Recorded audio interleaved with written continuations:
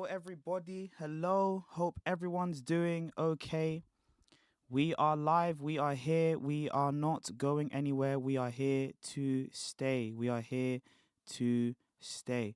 Hello. Hope everyone is okay. Hope everyone is doing well. Hope everyone's doing their thing. Okay. I don't understand why everyone's getting on to me, though. Don't understand that.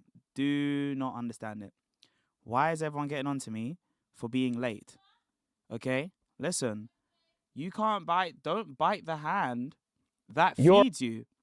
You don't bite the hand that feeds you. Yeah? Don't disrespect. Don't disrespect me. Don't disrespect what I'm about. No, I'm trolling.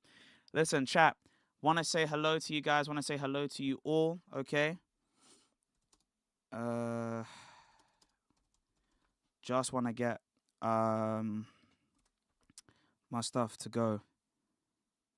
We just want to get our stuff to go. I want to make sure that like we don't have random like VPN stuff on. Like, why would my VPN be on? Do you know what I mean? I'm just gonna shut this down. Don't need that open, and I don't need that open. Okay, we are live on TikTok and we are live on YouTube. Okay, let's just make sure. What's OPSEC mean? When they say that I got an OPSEC, what is that supposed to mean? Huh? What's that supposed to mean? I don't get it. I don't get it. All right. We also have, by the way, if I make sure that I get this right, is it this? Oh my gosh.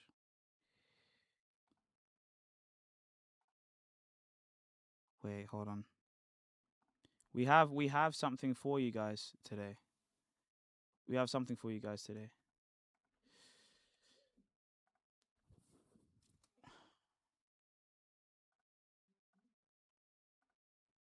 We got rage. We got this for you today.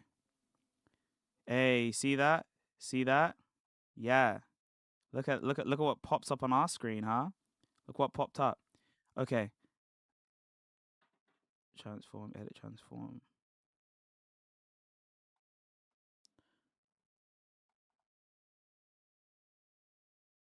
Yeah, we'll be fine.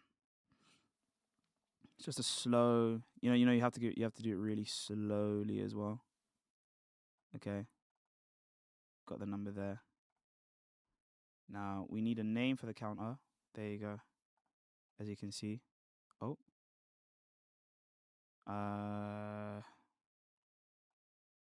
Chat, tell me when it's like in a good position.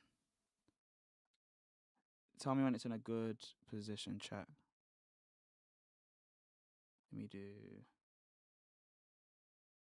Yeah. Yeah, that's fine. No problems. All right. All right. Go. Okay. Yeah, I was gonna make sure we get there. All right. Now, what this represents for us, guys, is our tally counter. This is our chart that we are going to be using today. And the name of the tally chart is the Rage Bait counter. Okay? This is basically representing every single time that I shall be rage baited throughout the entirety of this conversation. Okay?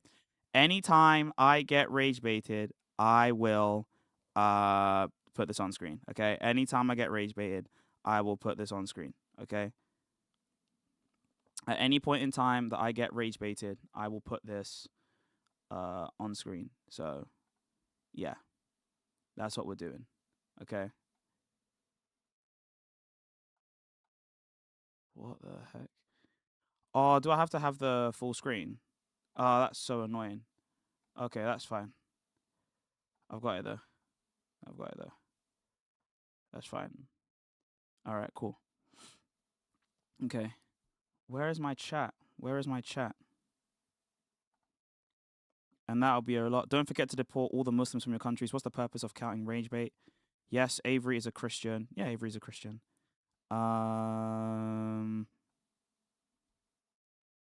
Let me see. Stream chat. YouTube chat properties. Ugh, I'm such an uncle with this kind of stuff, man. I hate this. Boom. Okay. That is something that I like. This is the YouTube chat, though. I don't want the YouTube chat. I want the other thing. Oh my gosh. You guys came to see like a crazy stream today. This is what we do. Like the first 10 minutes, we basically are like working out how to make everything make sense. But if you guys are already here, you are already here because you already saw the. You should do views earlier so people who haven't watched the debate to watch it with you. Bro said Cora cooked you, clearly not listening to you. We got our hump for Cora again. Look. Here's the thing. Cora came to us, okay? Cora came to us. She was delivered to us on a platter. It wasn't like, oh, we went hunting for Cora. No. You misunderstand. Cora came to us, okay? We were busy chilling. Were we not, chat? Were we not just chilling? Right? We were chilling. We were relaxed. We were so good. Okay? We were so good. And for whatever reason, she decided to come to us and disturb our peace. Okay? She decided to come to us and disturb our peace. We did not go to her. We did not disturb her. She came to us trying to rage bait us, and it didn't work, right? It never works because we don't get angry. We don't get afraid. We don't cry, okay? Now, that being said, we have our debate that we're going to be reviewing, okay? Now, before we get started, make sure you like, make sure you comment, make sure you subscribe, make sure you're turning notifications on so that you can see the next time that we upload on this channel, okay? Make sure you like, comment, and subscribe before we do anything else, and turn on notifications so that you can see the next time that we upload. We are here because today we're going to be examining, okay? We're going to be examining this debate between GodLogic and a Muslim. Now, this has just come out for 2 days, okay? And I know that already people have been watching this debate. I know that for a fact that people have come in, they've already watched the debate. So it's crazy. I personally have watched some of it because I had to get the thumbnail to, to put it in mind. Now, here's the thing, okay? GodLogic is not an academic. This guy, Dr. Nasser, is. And from what I've researched about the two of them, the only reason these two are actually having a conversation is because Nasser has been getting pushed forward again by the Dawah circuit. The Dawah circuit that we always talk about, okay? By the Muhammad hijabs of the world. So he's getting pushed up now, and this is his time. This is his moment, his golden moment to be able to establish himself not just as an academic, but as a creative academic, an academic that actually contributes to the social media space. And there is no one greater right now, there is literally no one more popular right now to debate that particular thing with than GodLogic himself, okay? And it's not on whether Jesus is God. It's on whether Jesus Christ is a Muslim.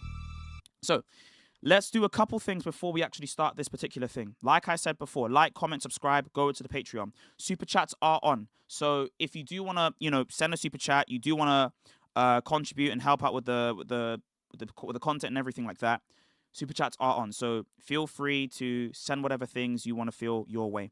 If you don't want to send super chats, make sure that you are actually sending things in Streamlabs. Streamlabs is another way that you can support us as well because YouTube take like a bajillion %, okay? So make sure you're going over there. Now, when we have debates as to whether Jesus Christ is a Muslim, that is not the same thing as saying that Jesus Christ is God, okay? Simply proving the fact that Jesus Christ is not God, or proving the idea rather, because I don't believe it's a fact that Jesus Christ isn't God, simply proving that ideal is not the same thing as proving that Jesus Christ is a Muslim. Because you could be a heretic, right? You could be someone that isn't God, but a heretic. So in order for Nasser to be able to prove his view, Nasser has to show not only is Jesus Christ not God, but he also has to prove that Jesus Christ is definitionally, not just definitionally, but definitively a Muslim keeping in step, right? So he is a good Muslim, that does not commit any major sins that will take him outside of the fold of Islam. Okay? Let's continue. Or definition of Islam or Muslim, it means nothing because anybody can be a Muslim by what you just defined. Let's say there's a language out there that you pronounce the name Jesus as gay. In that hypothetical situation, are you going to say Jesus is gay? Jesus is gay? That's crazy. That's crazy. Because Jesus is gay is being used as an adjective. It's not being used as a noun or a pronoun, right? You see the bait and switch there already? That's crazy. So you can't say Jesus is a Muslim when he has the opposite theology, when he has the opposite idea of who God is. I'm going to count that as rage bait. That will be rage bait. What he desires from us, who we are to God versus Islam. You can't say he's a Muslim. He just made a huge blunder. Let me catch the blunder before he changes the subject. No. No, you don't want to catch on the blunder? Not me. That was your argument. So don't try to put on your stupid argument onto me. That was silly. Are you serious? Are we circling back? Stop stalling.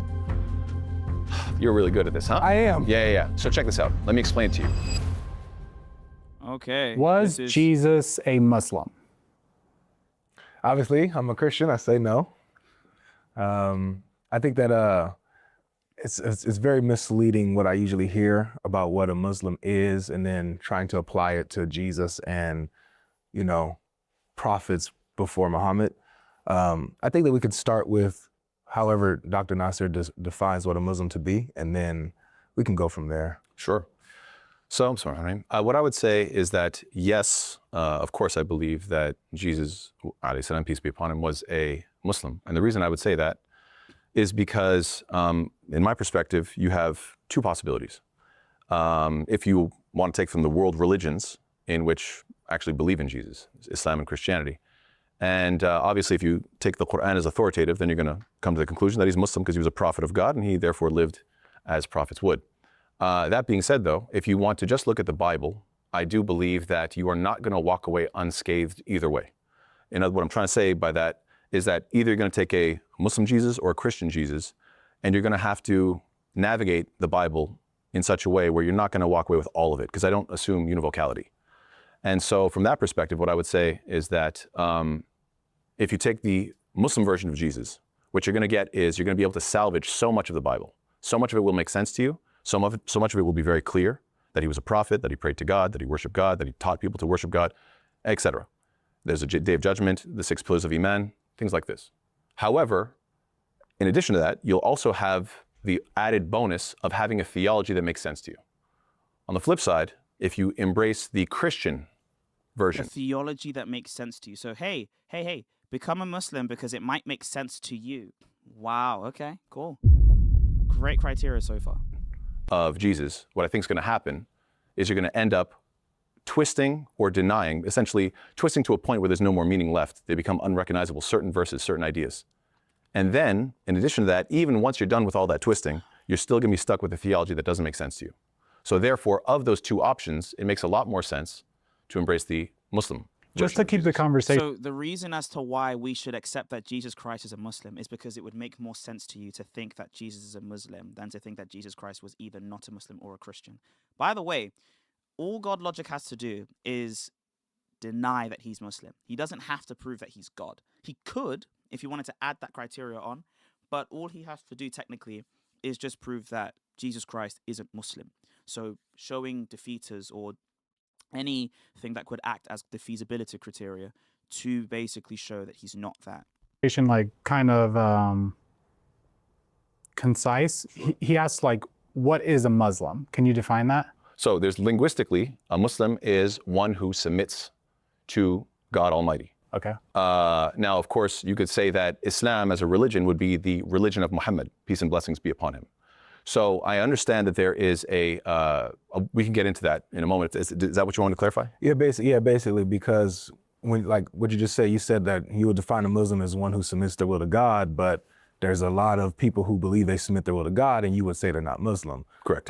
So like Advaita Vedanta Hindus before the advent of Christianity, surely they would be Muslim in as much as they don't believe that there is a plurality within God. They believe in one cause, one God, and that one God basically is the reality that makes up the world and things of this nature. Maybe they'll be like, well, no, theologically they're wrong because they believe that God is somehow everything and nothing at the same time. So maybe that. But the feasibility criteria is clear that there are certain things that you attribute to God that you can't do. So if someone attributes certain things to God, that would make them not God anymore. You say a Muslim is one who submits to the will of God, you're talking about a specific God. You have a specific ideology of God. You can't Sid got the Mike Winger recommendation on the side. Oh, bow yeah, to a yeah, statute and There have, it you is. know, and be a Muslim. You can't bow to your mother and think that your mom is God and be a Muslim. I can't bow to Jesus, believe he's God, and I'm a Muslim. Okay. Right? So I think it's important for us to clarify what you mean by God when you say a Muslim is one who submits to God. That's specifically the God of Islam, the God of the Quran and the Hadith. The all-powerful creator of the universe. And just for But by Islam, when you say the all-powerful creator of the universe, do you agree on what the all-powerful creator of the universe is supposed to be like? Like, I believe in and worship and submit to the all-powerful creator of the universe.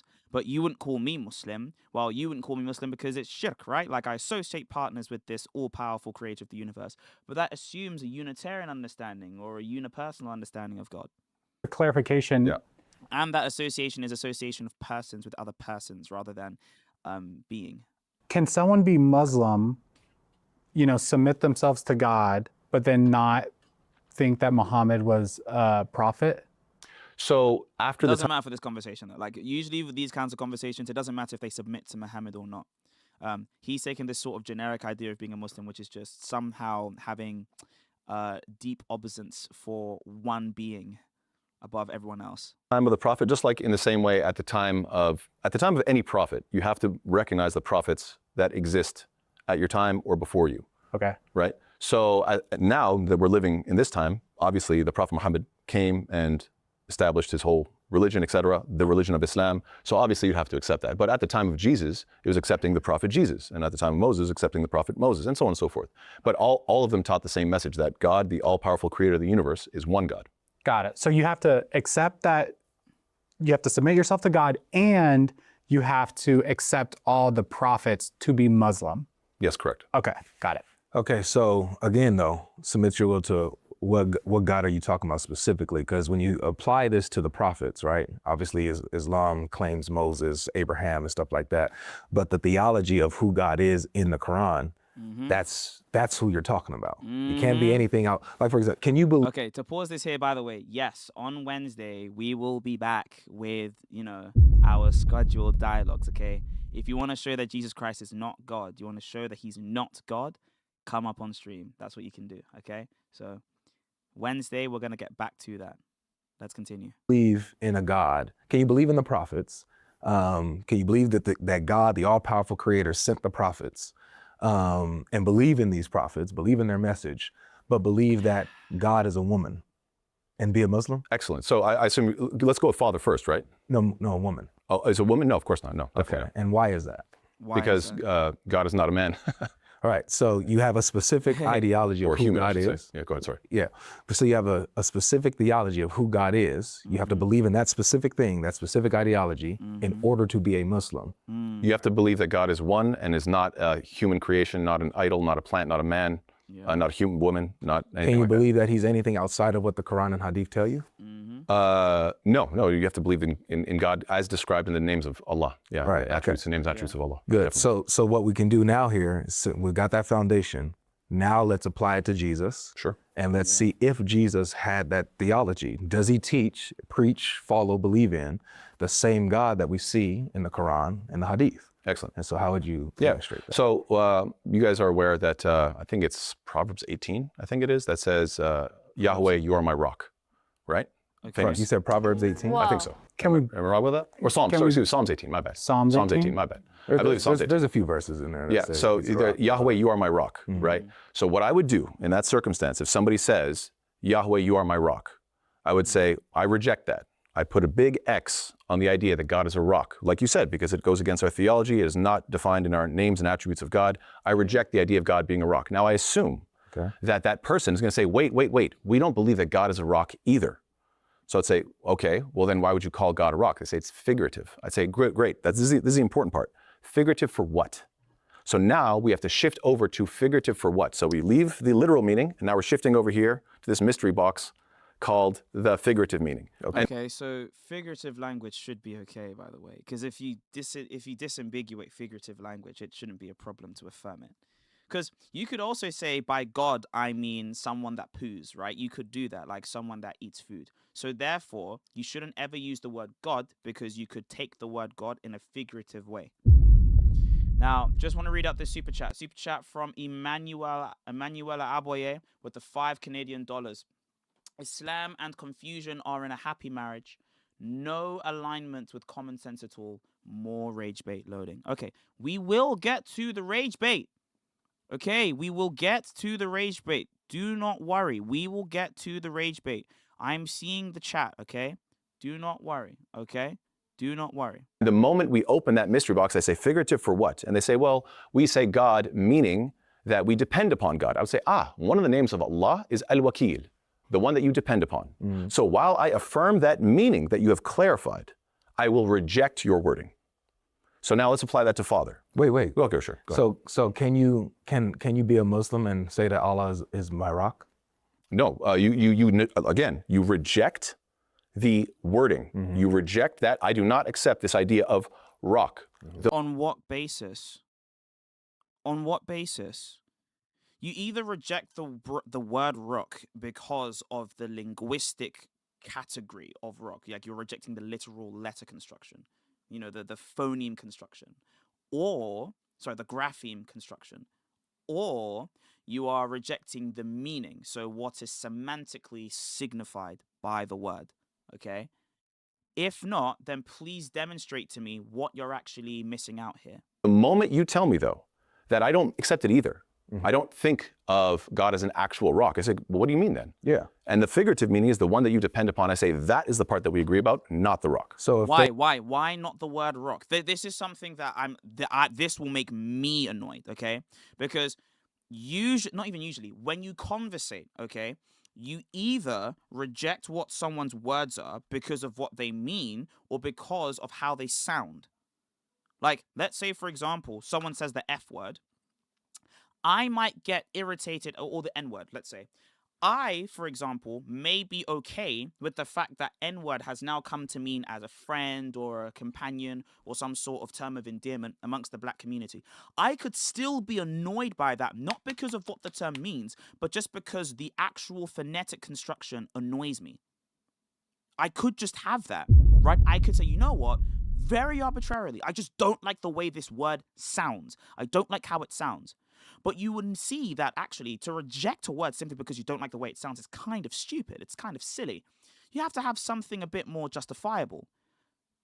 So if he's saying, regarding this word, the word has its specific lexic structure and its actual meaning, okay, its semantic range, I accept the semantic range, but I reject the lexic structure.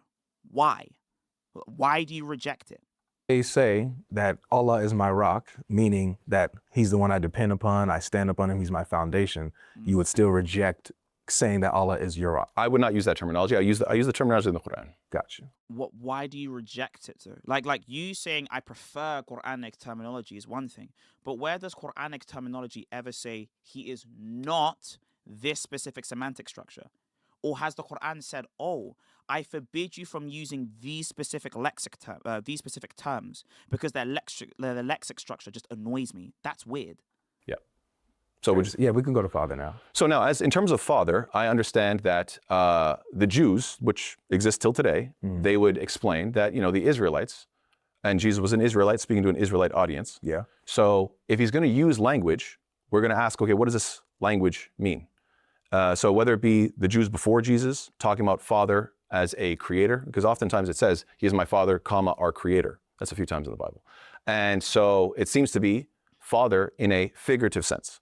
Now, I know even after Jesus, 1 John 3:10, what does it say? It says, it's just describing that the believers are children of God and that the evil people are children of the devil. We're not talking about the devil giving birth here. We're talking about figuratively speaking. So the moment you clarify this and explain that, listen, culturally, when I say rock, that's within our culture. We know what we're talking about. I say, well, I'm not from that culture, so I'm going to use Islamic terminology that is universal. And as long as you clarify the meaning, then I got no problem with that. And so the same thing with father. If somebody says God is our father, I say, well, we don't use that language.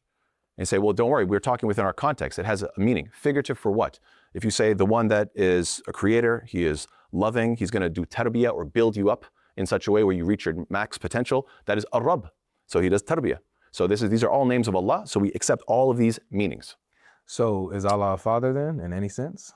Okay, no problem. This is why I don't usually talk with my hands so much, but I figured you'd try to, so maybe you guys can join me on this. We reject the literal calling, because I said any sense. So let me explain. So if you say it in a literal way, then obviously the idea of being a father is that you're having children, and passing on your nature is to pass on your independent nature. Well, that's nice. So at least he accepts that if someone claims that this person is his father in a literal sense, that would be wrong. Where's the metaphorical sense for father that Christ does for Jesus, that Christ does for himself? Because he says homonogenisios. So that would mean that he's uniquely the Son of God, not the way that we would have it figuratively, but in a unique way, he's Son of God.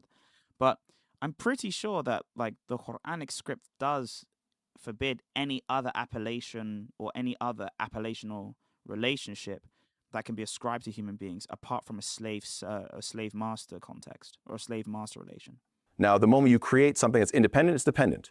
So now you have an independent dependent, it doesn't make sense. So we reject that notion of literal.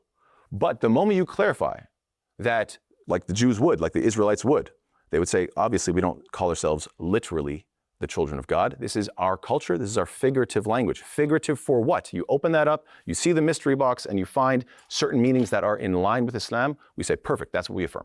So you affirm that Allah is a father in some sense. Let's do it again. Let's run it back.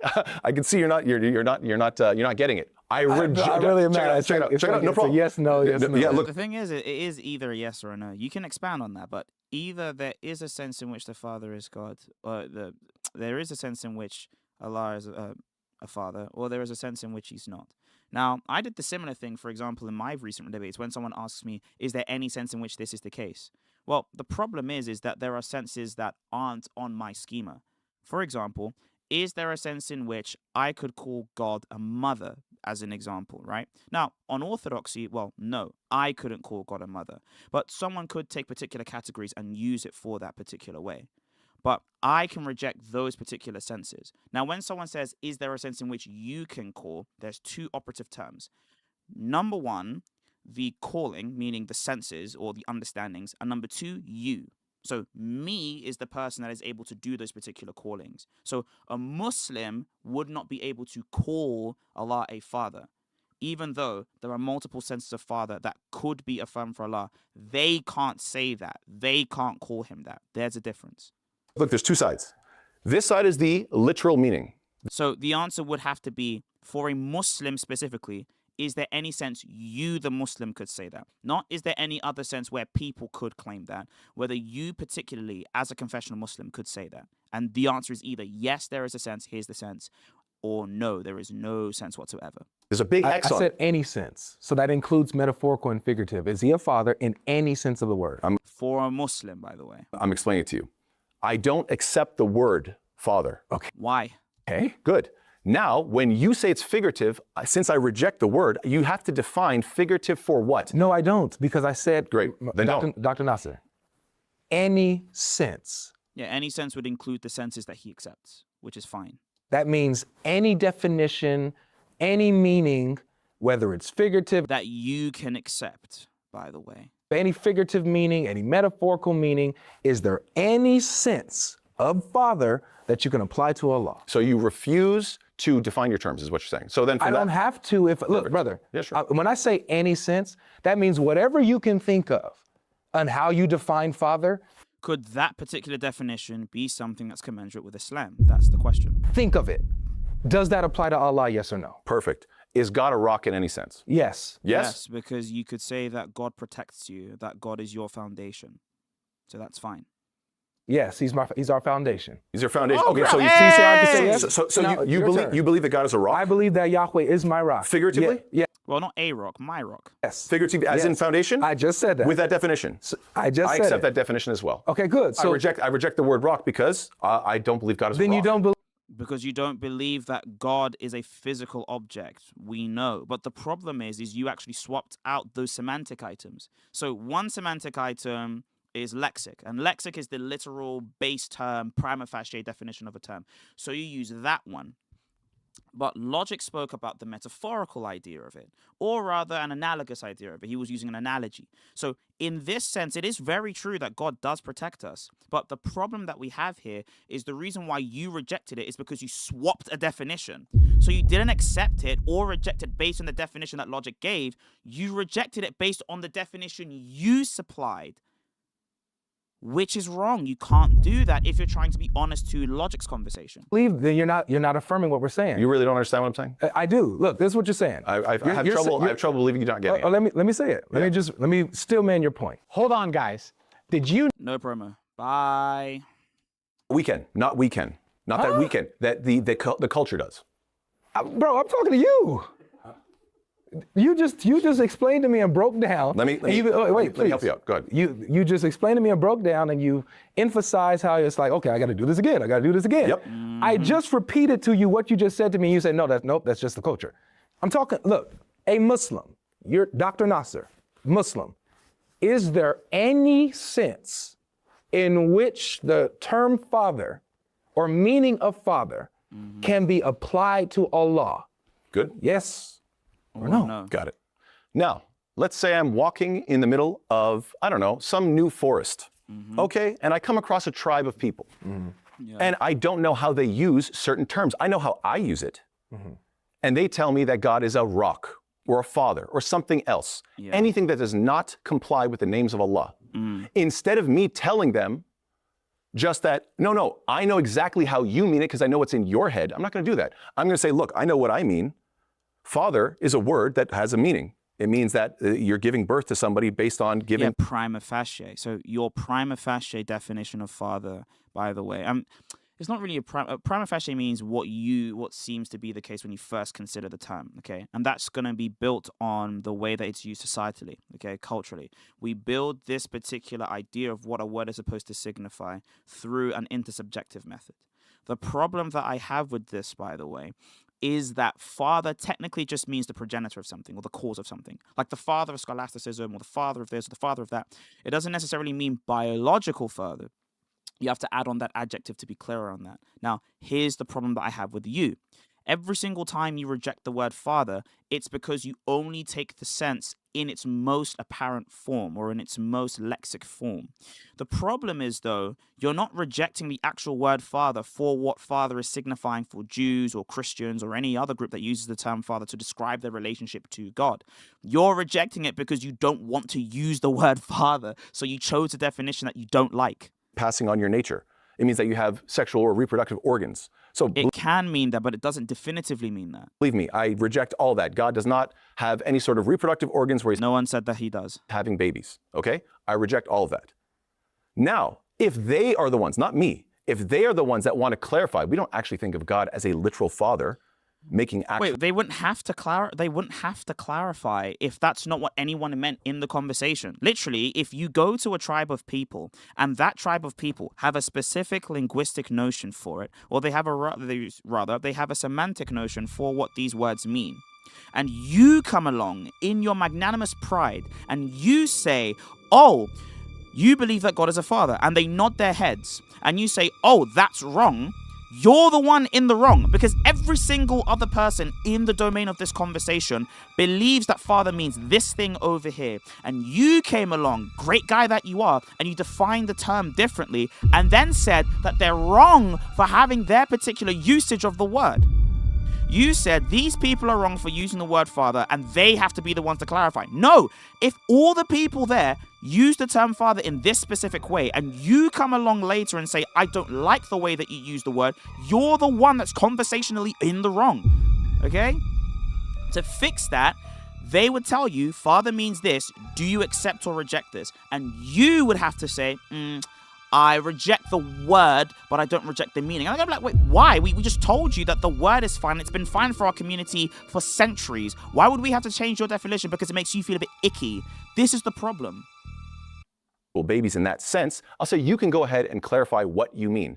And the moment they use a definition that is in line with the names of God, I will let them know those are names of God in Islam. Okay. Why is that complicated? All right. So the descriptions that you use, the meaning of father, let's say they use father in the sense of creator, sustainer. So you can affirm like, oh yeah, that's good. These are descriptions of Allah. Yes. So then can you then apply that and say, yeah, Allah, you are the father in the sense that you are my creator and sustainer. So since I don't use those terms because I'm not from that culture, I will say, guys, I understand your words. I don't need to adopt your language. That's not what I asked. I didn't ask if you need to adopt it. I asked... Can you accept it? You don't even have to... By the way, when people say adopt, they specifically mean to take this particular register and make it their own. They appropriate that register and they go on to use it in their own lives. That's what people mean by adopt. But there's another idea of adopt, especially in academia, where adopt can just mean to use or accept. For example, I could adopt someone's model to talk about something, so I accept it for now. But what we're talking about here is whether we appropriate this particular register and take it. By the way, when someone says register, it's a method or way of speaking. So academic register is a specific kind of way of speaking or conversation, ideal. Then you have like free and direct style. Then you have multicultural English, things like that, okay? So this particular register, this theological register of saying that God is a father is fine. Okay, it's fine because he hasn't shown why it's actually wrong for them to say that. As a Muslim, can you be a Muslim and affirm that Allah is your father in the sense that he's your creator and sustainer? As a creator, if you are using this term to strictly define God as a creator and sustainer, I will let them know. I fully agree with those names while I'm not interested in your terminology. Why? Okay, we're going to take a quick break. I'm going to use the bathroom. I'm going to come back and we're going to deal with this stuff when I come back. Okay? I'll play some music to help with things.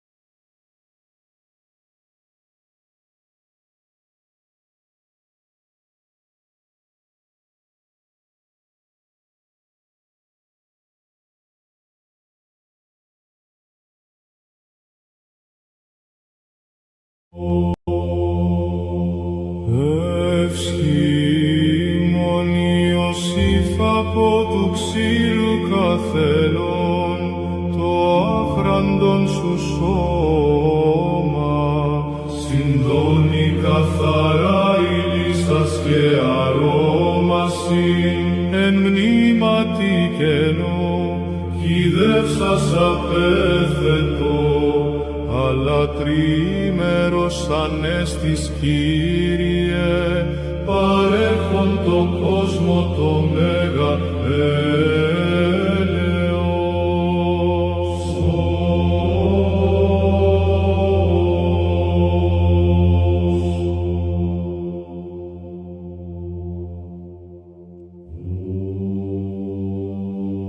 Τες μυροφόρης γυναίξη παρά το μνήμα επιστάς, ο άγγελος εγώ,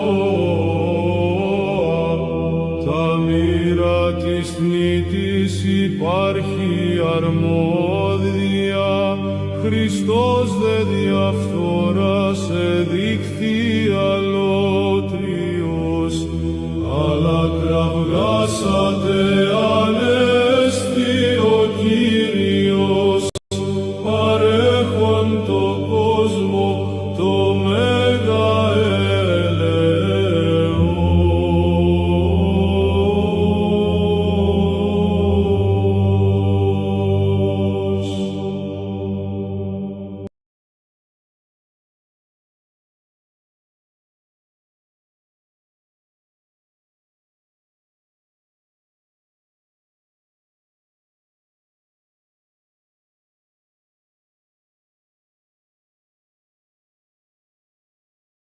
Okay, so I'm being very clear. But that was not good enough? No, it wasn't. Because I'm not asking what Could you give a yes or no answer? Yes. Is that So, possible? Just really quick, because I'm gonna. I will not use that term, and once it's explained, I will affirm which parts of the explanation I affirm. And in terms of the literal wording, I am not interested in adopting your language. Yeah, that's What? no. That's Yes, what's wrong Okay, with that? I'm just trying to move the conversation forward. I'm just got trying you. to. So it's a no. It's a no. You cannot be a Muslim and affirm that Allah is your father, even in a sense that he's your creator and sustainer. Someone asked if I wash my hands. Yes. Yes. Correct? What? You just said he can't do it. You know, you just shifted. You just said even why in I the was being sense very specific. No, even in the sense that you are using it in these definitions. Creator and sustainer. Yeah, so I affirm those definitions. So do I'm you not affirm- interested in do- using Mic check, mic check. I'm not interested in using your terminology. So this is why we're stuck here. Yeah. Because I'm not. Are you seriously not getting this? Yeah, I get what you're saying, but I'm just Okay, trying let me to. you know what, I'll make it real easy for you. No, please. Okay, you don't want to let Because this I want you to know. Take your time. I think we all understand what you're saying. Yeah, we all understand We what you're understand saying. what you're saying. Go for it. But what you're saying is not answering my question. I'm not asking what you're interested in using. I'm not asking if it's your preference to use this type of terminology. I'm asking, as a Muslim, Yeah. can you affirm whether or not Allah is can you affirm that Allah is your father in the sense that he is your creator and sustainer? Can you, yes or no? I don't use that terminology. I didn't ask if you use Oh it. my Can gosh, why? Can Can you do it? Can you? I didn't say do you personally like doing it. Can a person do it? Can a Muslim do it? Can any Muslim do it? Muslim do that. Am I allowed to use that terminology? As a Muslim. Definitely not today because we're not in that culture. Okay, finally, so you can't do it. Okay, why? Okay, so why can't I use a word? Now, by the way, this is ironic. It's the same words, it's the same like N-word conversation stuff that people have, okay? The reason why people frown upon most cultures using the N-word, and it's even debated amongst black people, is because of the history connected to the word, right? It is the specific socio-historical ties that the word has had and its effects of that socio-historical tie on the people that it affects, okay? That's the reason why. That's the reason why we don't use the N-word, okay? Now, notice that no one has a problem with just that particular lexic structure. No one has a problem with that. The reason why we have a problem with that phonetic structure is because of the socio-historical impacts that it's tied to. So, the reason why you would reject father has to either be because of that, and that would mean that there is a theological, socio-historical way of using the term father, which, again, in the Jewish-Christian context, in the Judeo-Christian context, father has never meant some god giving birth to another god. It's never really meant that. It's really meant to describe the particular intimate relation that God has with his chosen people. But if you accept that, then there is no reason as to why you wouldn't accept father today. Boom, let's go with that. All right, not today, you cannot. Yes. So was there ever a time where you can be a Muslim and you can refer to Allah as your father in the sense that he's your creator and sustainer? In the time of the Israelites when they used that terminology and they all knew what they were talking about, yeah. Okay, so yes, Allah was once a father and then now he's not a father. Is that correct? Okay, let me explain why this is Break it down. quite funny. So you understand very well that God was once a rock, but he's not a rock. No. No, he's still a rock now. He's still our rock now. And the reason why he's still our rock now is because the meaning of the term rock hasn't changed and developed into something that it's not. He's a rock to this day. So am I allowed to continue my thought? I'm sorry, because you misrepresented. I'm gonna Sorry, go ahead. Oh well, if you misrepresent me, I'll just keep cutting you off, or what? I never my gosh. misrepresented you. Okay, I'm sure you don't think so. Okay, This is getting into meta, and that's rage bait number 2. That's great. Sorry, All right, go ahead, my bad. So now what I'm trying to say is, I'll give an analogy that hopefully the Christians will appreciate. Maybe you guys will understand this. Okay. In English, you call him Jesus. Yes. In French, you call him Jésus. Sometimes. In Spanish, you call him Jesus. Am I right? Yeah. Now let's come up with a hypothetical language. Let's say there's a language out there that you pronounce the name Jesus as gay. Avery, in that hypothetical situation. Wait, whoa, what the, whoa. Sorry, I was dealing with something on the ends. Wait, what? Hold on. In French, you call him Jésus. In Spanish, you call him Jesus. Am I right? Now let's come up with a hypothetical language. Let's say there's a language out there that you pronounce the name Jesus as gay. Avery.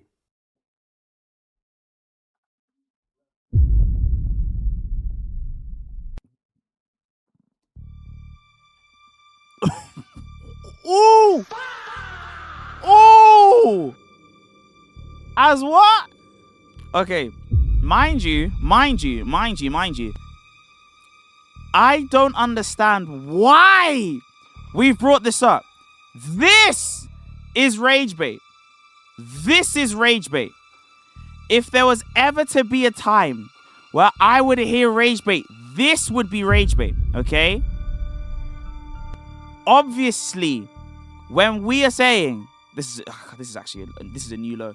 When someone says, oh, we use the term gay to refer as a pronoun of Jesus, that is not an adjective. So you're not calling Jesus gay. You are using the term gay as a pronoun for Jesus, which, by the way, we don't know how it's spelled, okay? Because it's a different language than English, okay? So it's a completely different thing. We just know that phonetically, okay, the phonemes sound like the word gay in English. So, by the way, the word gay isn't even being used here. He said it's a completely different language. So it's not the word gay in English, okay? It's not the word gay in English. It's just a completely different language that sounds like the word gay. And actually, I can use an example, okay? So, if you go to Acts chapter 13 and you go to verse 1, Muslims make this claim all the time, by the way. There is a word that is used for Simon or Simeon, okay? And he's one of the prophets that appear in the New Testament, one of the rare times we get a prophet in the New Testament. And he is specifically called Niyer, okay? Now, Niyer literally just means someone that is black or dark-faced or something like this. But it's basically just a placeholder word for this guy. But it doesn't necessarily mean dark because it's the only time that it actually ever appears. So if you look at this, right, it says Simeon or Kalumenos Niger. Now, Niger, for example, only appears one time. It's a hapax legomenon. But nobody believes that this is the N-word. No one. Now, it's associated with that because there is a particular Latin origin, which refers to the idea that it's dark in color. But this isn't the same as the N-word specifically. This just seems to be the distinguishing trait of that person in that particular region. But that's not the same as calling someone the N-word. It's completely different language, completely different context. So, calling Simeon this would not make us conclude that we're using the N-word in Acts, right? It's a completely different language, a completely different linguistic scheme, and so we wouldn't conclude that this is the N-word, right? If you look at Thayer's lexicon, for example, not the topical one, if you look at, where's Thayer's? Oh, I just skipped Thayer's lexicon, I'm sorry. Here it is, right? The literal term is tries to be associated with a Latin name meaning black or dark in face. But the term itself is just the surname of Simeon. It's just an ascribed surname for this Antiochian Christian. But taking someone's surname isn't the same thing as actually calling them this particular insult, right? So this is the same thing as using the term, ge, right? And again, we don't know how that's spelled. We don't know what that lexic structure would look like, what the grapheme structure looks like. We don't know what the word actually looks like. It's a completely different language, according to this guy anyway. But trying to take this and then make it sound like the English word gay and then say, oh, this must mean that Jesus is gay is fallacious in nature, right? And we know it's fallacious in nature because you are taking the pronoun that you made up in this completely different language, and then you're taking that and replacing it with the English word, which is being used as an adjective, okay? That's completely two different things.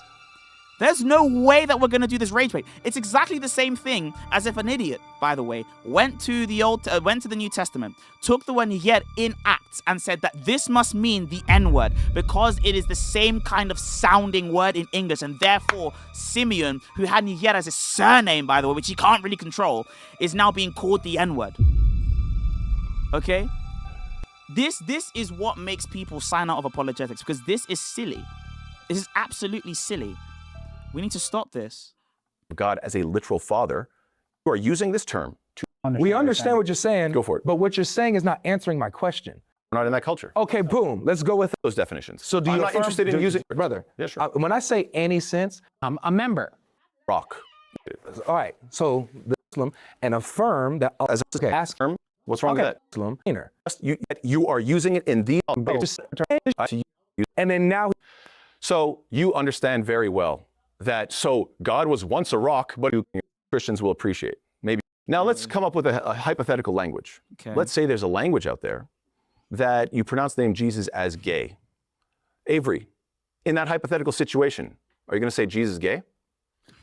you're talking about his name. See how childish this is? No, it's not childish. Let It's me. not childish at all. By the way, the answer is my answer. So, like, if you wanted to actually take this seriously, you just say that it's not an English word. So, you know, all you're doing is just blurting out a sound. And you can't really associate that sound with the English adjective, right? Otherwise, that would be linguistically false. Let me show you. Yes why or no? Yes or no? Can you say the words? Hold on. Let me Exactly. actually help you out with your analogy. Your analogy is not. It's like taking the word.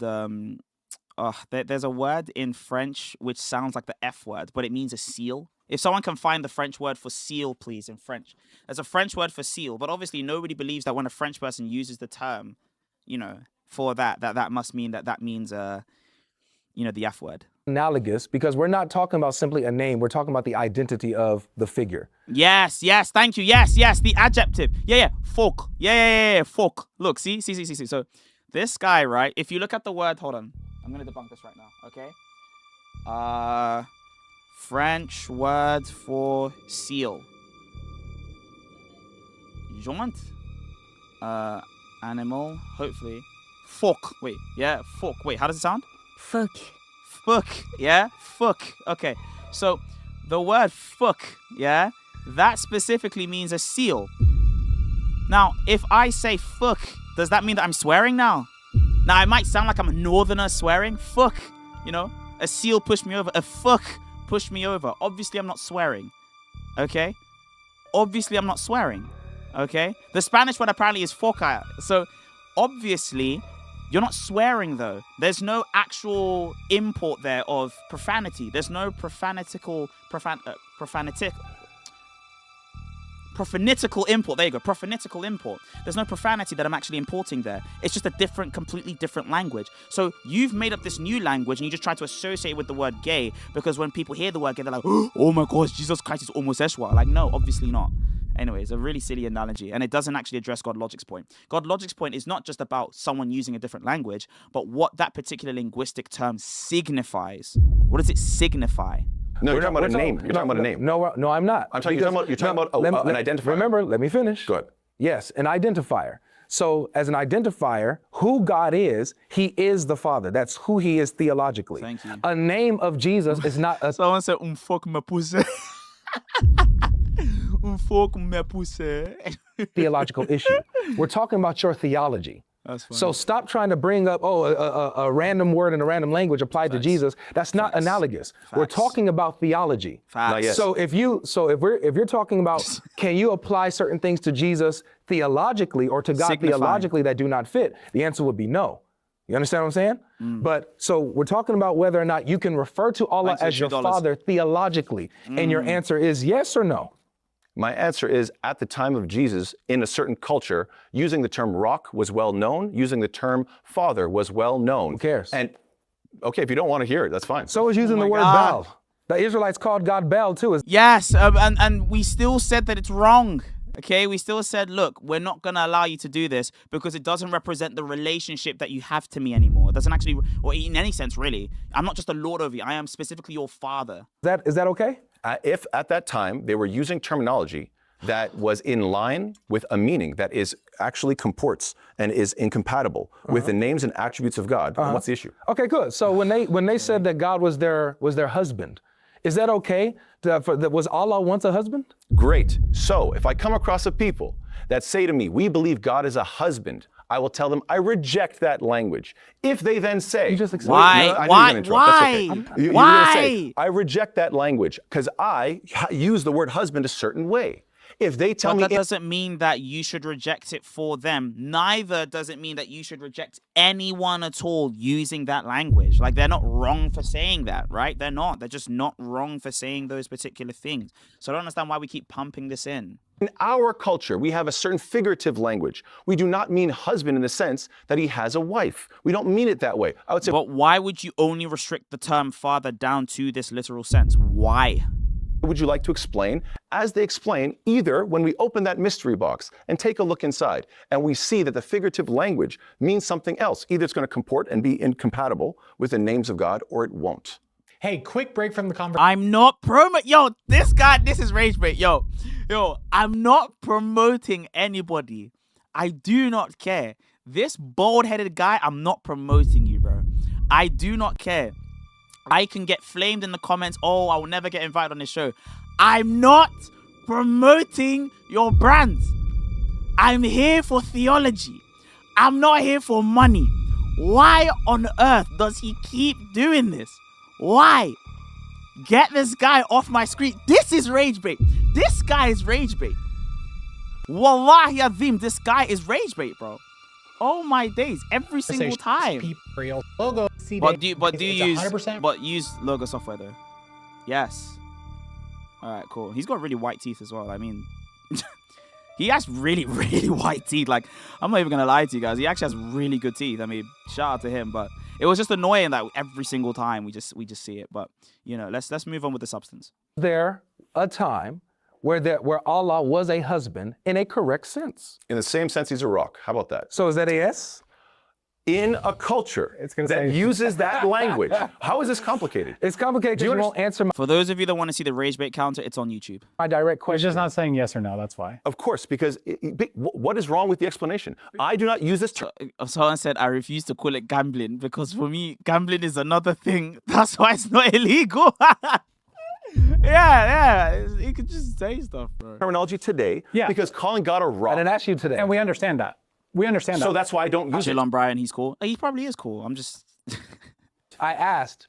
At that time, I got you. obviously, at that time. I already answered that. So is it a yes at that time? At Allah that was a time, husband. at that time, if they used it and they would explain it from that meaning, they could say anything just the same So is way. that a yes? One at that time, Allah was a husband.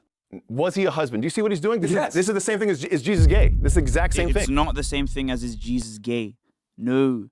Jesus gay is not even a meaning. Because you've made the word or term in this different language that isn't English, you've made this specific phoneme gay, okay? And you've made gay just be the pronoun for Jesus. That doesn't mean gay, okay? It is not. No, it's not. It's a little That's bit all you're different, doing. You're playing games. But let's hold on. let's try to It's get a to the simple next question. point. Hold on. Yeah, Let's. I want you guys to be clear about this. There could be a language in the world where people use the name Jesus, Yeshua, Yeah. Jesus, and say gay. Yeah, just for No. By the way, because it's a pronoun. We didn't ask for that. We asked for the adjective. Can you give certain adjectives to God? That's the actual question. No. Hold on. Okay. Please answer the question. Yeah, sure. In that situation, is Jesus gay? If that's what they term him. Is Jesus gay? That's a different thing. That's a different thing. Saying is Jesus gay makes the specific subject, Jesus, be attached to a predicate. That is no longer a pronoun. That's not a pronoun. Because the is there is a predication. That's a predicative sense. So to say that Jesus is gay, and we know what he's trying to do, he's intuition pumping here. He's pumping in the intuition specifically of homosexuality. And I don't know why we're mentioning this. This is the rage bait. This is the rage bait. This is the rage bait. As gay, we can call it. We can refer to them as that name. Fantastic. Absolutely. Yeah. So now, you see, how I answered you. Yes. So now it's your turn. Yes. So I said it. So yes. I said it. At So that yes, time- Allah's a husband at that time. Allah's a husband is not the same thing as saying Jesus is used as the pronoun gay, by the way. Which, by the way, it has no English import. There's no English significance. That's like me saying a seal is fuck. Yeah? That's not me saying that a seal is having like intercourse. I'm not, because I'm using a French word, which is a completely different thing. So to say Jesus is gay by this guy's example is similar to saying that a seal is fuck. Right? A seal is fuck. That's the same thing. If they use that terminology with this meaning, If I get 100 rage baits, I'm ending stream. Unless someone sends a super chat, I will end stream. then I affirm the meaning. Well, I'm not interested in the language. So Simple. yes. Yeah, if they use that meaning, I'm clarifying. Why is this not clear to you? It's a yes, my Allah was gosh. a husband in a correct meaning Please just answer the question, bro. back then, or no, he wasn't. We can't affirm that at all. So is it yes, he was a husband back then? Was that okay terminology to clarify. use? For Also, this guy Sarah Dower literally quoted my post and said, "Follow me on Patreon. I'm grifting. All I needed to hear." Brother, clearly it's not a grip. Yo, I like Muslims, bro. They lie a lot. Hold on. They're saying that because I said in my Quora video that I should get followed on Patreon, and therefore that means that I'm grifting, right? I was joking. That means that should discount every single thing that's been said. Mind you, this is the same community that said, "Oh, you know what? I don't need to do that, bro. I don't need to do that." Mind you. They said I need to move on from Quora because I'm doing too much. Same guy, by the way. This guy, by the way, that says that I got exposed for my lie on Targum Yonatan and didn't want to respond. Huh? I pulled up the particular part on Targum Yonatan where it says that he gave himself up to death. Now, if you want to say that giving yourself up to death doesn't mean suffering, please dispute that. But for you to say that this means that I'm a grifter because I use that as a joke is low of you, bro. It's very low of you. But you know what it also means? It means you watch me. And you can't help watching me because you're addicted to me. And that's okay. All right, let's move on. Okay, free promo over. Let's get back to the content. Let me clarify. Now, because I don't know about the history of, can I go back to that time and know that that's what they meant? That is rage bait, by the way. Yeah. For Future 100, rage bait told you it was a lot. No. That's not the kind of super chat I want. We're now that Sarah said that, we're grifting today. Okay, we're actually grifting today. Okay, I need 100. I'm messing with y'all. So I will not say that was affirmed. But if that's what they mean, then I have no problem with a culture, any culture, saying any word as long as they clarify it. Yeah. All right. I think just for clarification, when you're using your example, you're using the word gay as a name. Mm-hmm. Yeah, a pronoun. He's using the word father as like An adjective, a descriptor. A theology. like a theology. So you want me to adopt the theology? A theological No. identity. Okay, so he's using a theology, but don't adopt the theology. What are you guys talking Someone said we're grifting in some sense. Yes. No, I'm just clarifying the difference between the analogies. That's all. about? Right. So he's trying to usher in an entire theology behind that word? No. Why can't if that's the case, actually, I'm glad you clarified that. So you're telling me that he's using the word father, including an entire theology, and you're upset that I'm clarifying my theology? I'm not upset. Well, you're saying you're not answering. You're not clear enough about your theology. Can I Let me respond to him, Brian? unpack it each and every single time, please. Because like you just said, he's using that word for the sake of inserting his theology. Yo, I think his cores all spiked. What the fuck? Yo, he's getting rage bait. Hold on. This is W rage bait.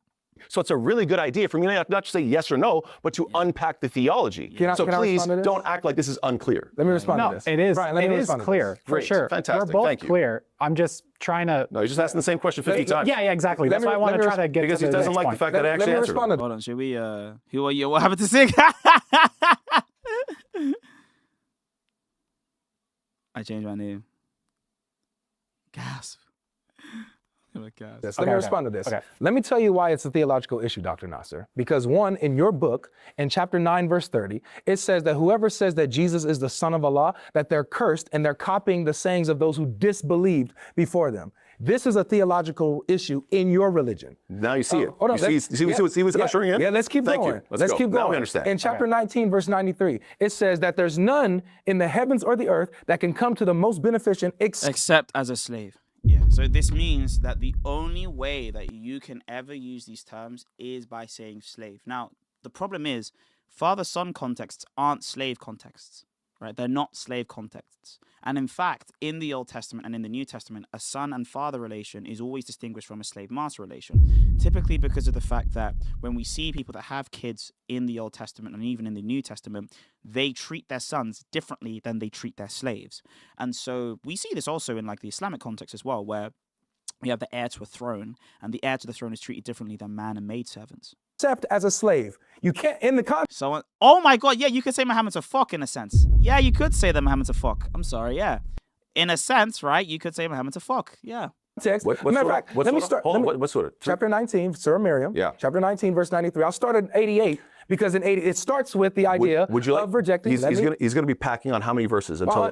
Which one's going to answer? Because he's done two so far. My brother. Okay, hold my on. brother. I'm responding To be fair, he feels like he's getting machine gunned. to what you just said. You just had your little, little thing. Let me respond to you. If you're going to quote the Quran, can I respond to the first one? Hold on. Surah Tawbah or Surah Maryam? Which one would you like to respond to before we pack on more? Please, hold on. Let's do this.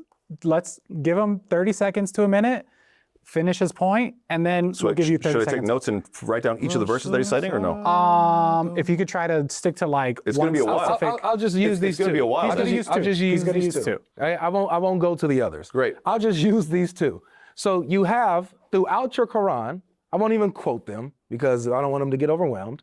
You have all these verses in your Quran, specifically the two I mentioned, that directly connect the idea of God being a father or having children with a theological conundrum. There you go. And Perfect. that if you affirm that Allah is a parent in any way, shape, or form, then you are a disbeliever.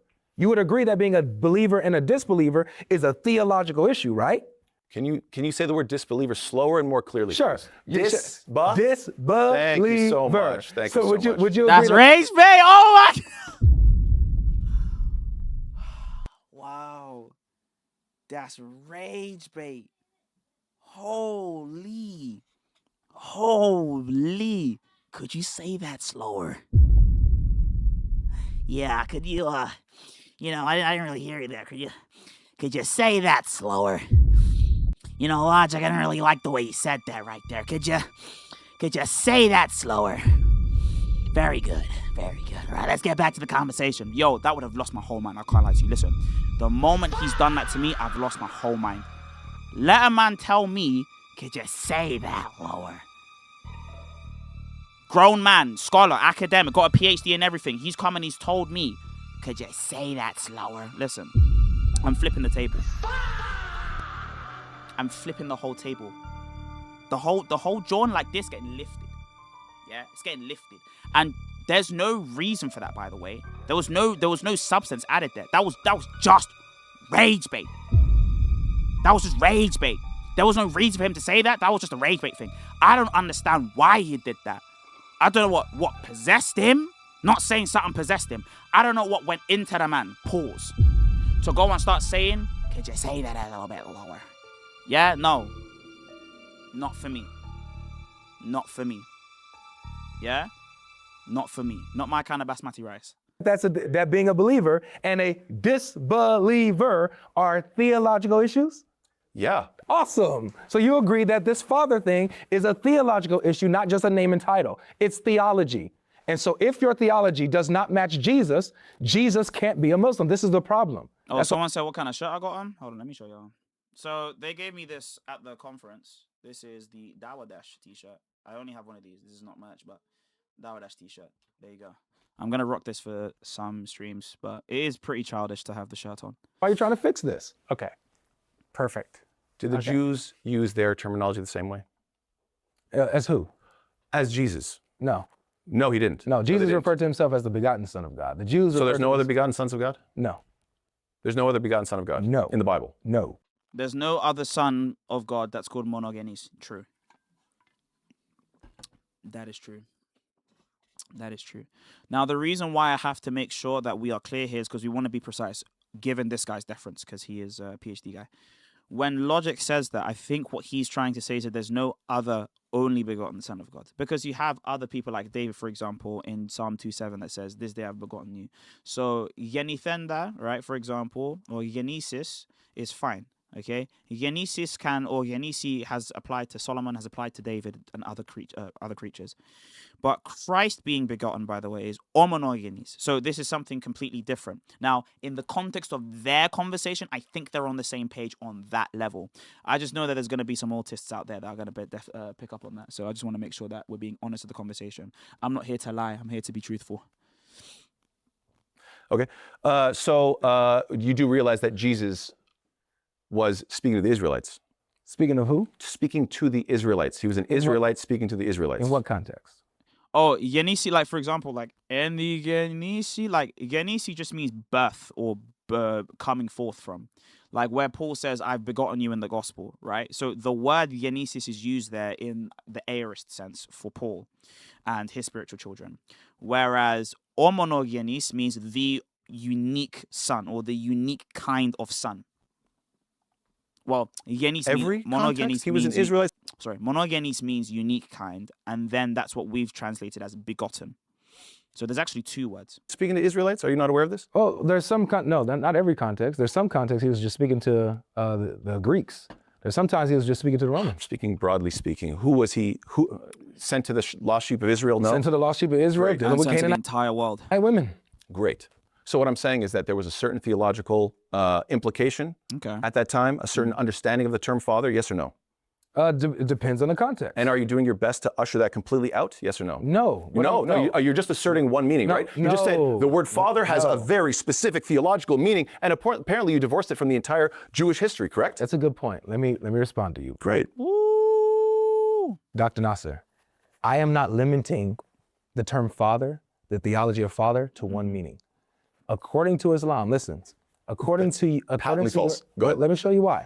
The only way that you could say that Allah is a father is if there is an identical sense in which father-son relations could be taken as slave-master relations. Obviously not. According to your religion, there's no meaning in which father can be used.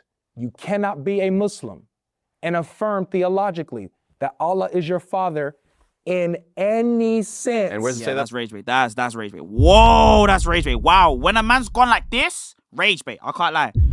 Wow. So wow, yeah. When a man's gone like this and he's like 2 feet away, rage bait. Yeah. I would have lost my mind. Genuinely. If I was the Muslim, I would have lost my mind, bro. If a man's gone like this, I'm like, I've lost my mind. I've lost my mind. A man's gone like this. He's gone like this to the nah. Pull the trigger now. Pull the trigger now. You're gonna have to send in the National Guard to get me off him if he's done that to me. Send in the National Guard, bro. I become a Knicks fan for a day. Tell you that. And be a Muslim. Is that true? So let me explain this. Okay. God in the Quran says in, what is it, chapter 5, verse 18, right? He says, Good verse. good verse, right? Yes. So what does it say? It says that the Jews and the Christians say, we are the sons of Allah, his loved ones. And it says, then say, why does he punish you for your sins? Perfect. No, you are but men, and Allah punishes who he wills, and he has mercy on who he wills, and how to do you- him you will return. And how do you understand that verse? That the Jews and Christians are saying that they are the sons of God metaphorically, and Allah rejects it. Wrong. What? Okay, So, let break me it down. explain. Break it down. Guys. I want seal memes. Hold on. Guys, spam folk in the chat, please. We don't want to get banned, but spam folk in the chat. That's what I want to see, yeah? Spam folk in the fucking chat. Yeah, folk in the fucking chat. Yeah, spam folk in the chat, please. Spam folk in the chat. That's what I want to see. I want the whole chat to just be folk. That's what I want to see. Just folk. I want the whole chat just folk. That's it, just folk. They want to say Jesus is gay? Folk. Muhammad is the folk. Okay? Muhammad is the folk of the prophets. He's the folk. He's the folk. Please. Spam it in the chat. Thank you. They're going to clip this. Fam. I'm telling you now. He's the folk of the prophets. That's not rude. He is the seal of the prophets. He is that. That is true. He is the folk of the prophets, okay?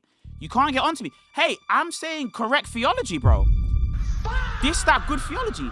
He is the seal of the prophets. He's the folk. He's the folk of the prophets. What? Bro, you can't get onto me. Don't say zut though. We're not zutting. We're no zut. No zut in the chat. I just want folk. No zut in the chat. Yeah, I don't affirm zut still. No zut in the chat.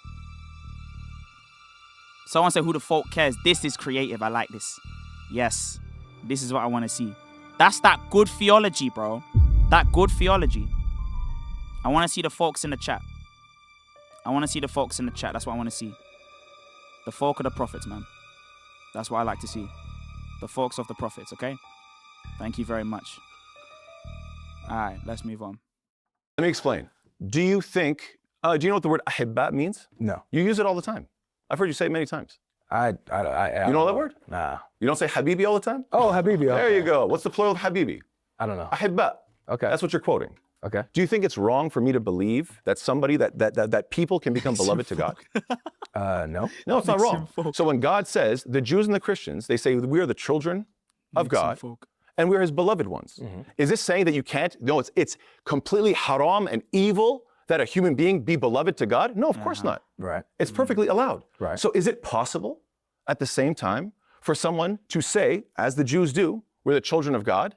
Clearly that verse is not condemning that concept. What is God condemning in this particular circumstance? It's the idea of saying, I know that I am super righteous according to God. That this is the same thing as chapter 53 verse, I'm going to remember the verse. فَلَا تُزَكُّوا أَنفُسَكُمْ هُوَ أَعْلَمُ بِمَنِ اتَّقَى. Allah says what?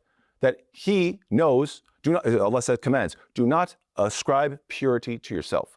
Don't ascribe tezkiyah and purity to yourself. He knows who is more righteous. So the criticism here. Someone said, does Cora agree though? Listen, Cora's a lovely girl, man. We like her. She lies a lot. We like her, man. She lies a lot, man. Is clearly not about the terminology. Because there's nothing wrong with somebody being Habibullah.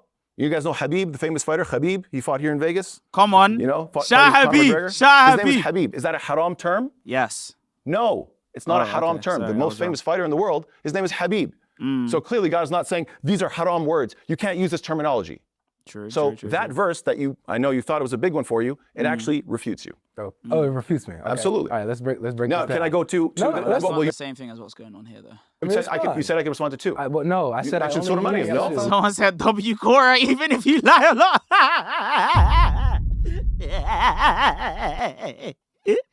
All right. That's the whole point of packing on, is it not?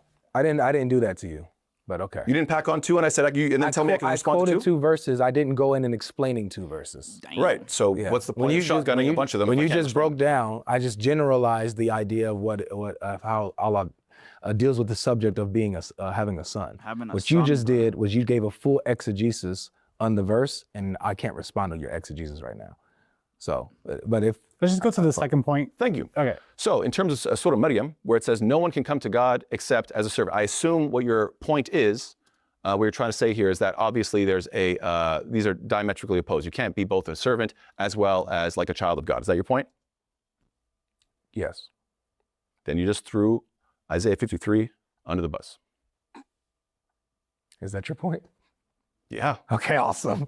All right, so let's Suffering servant, right? yeah. Son of God? Let's work back. You just said yes. I'll work. Thank you for the clip. I'll work backwards. You're welcome for the clip. This is going to embarrass you. Yalla. Isaiah 53 is not Islamic theology.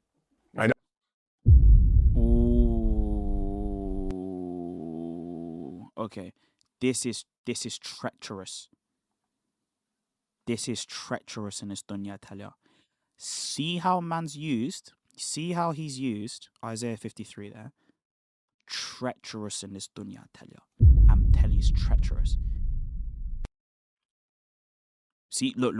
Rage bait. See the way his eyes widen in the conversation, bro. Rage bait.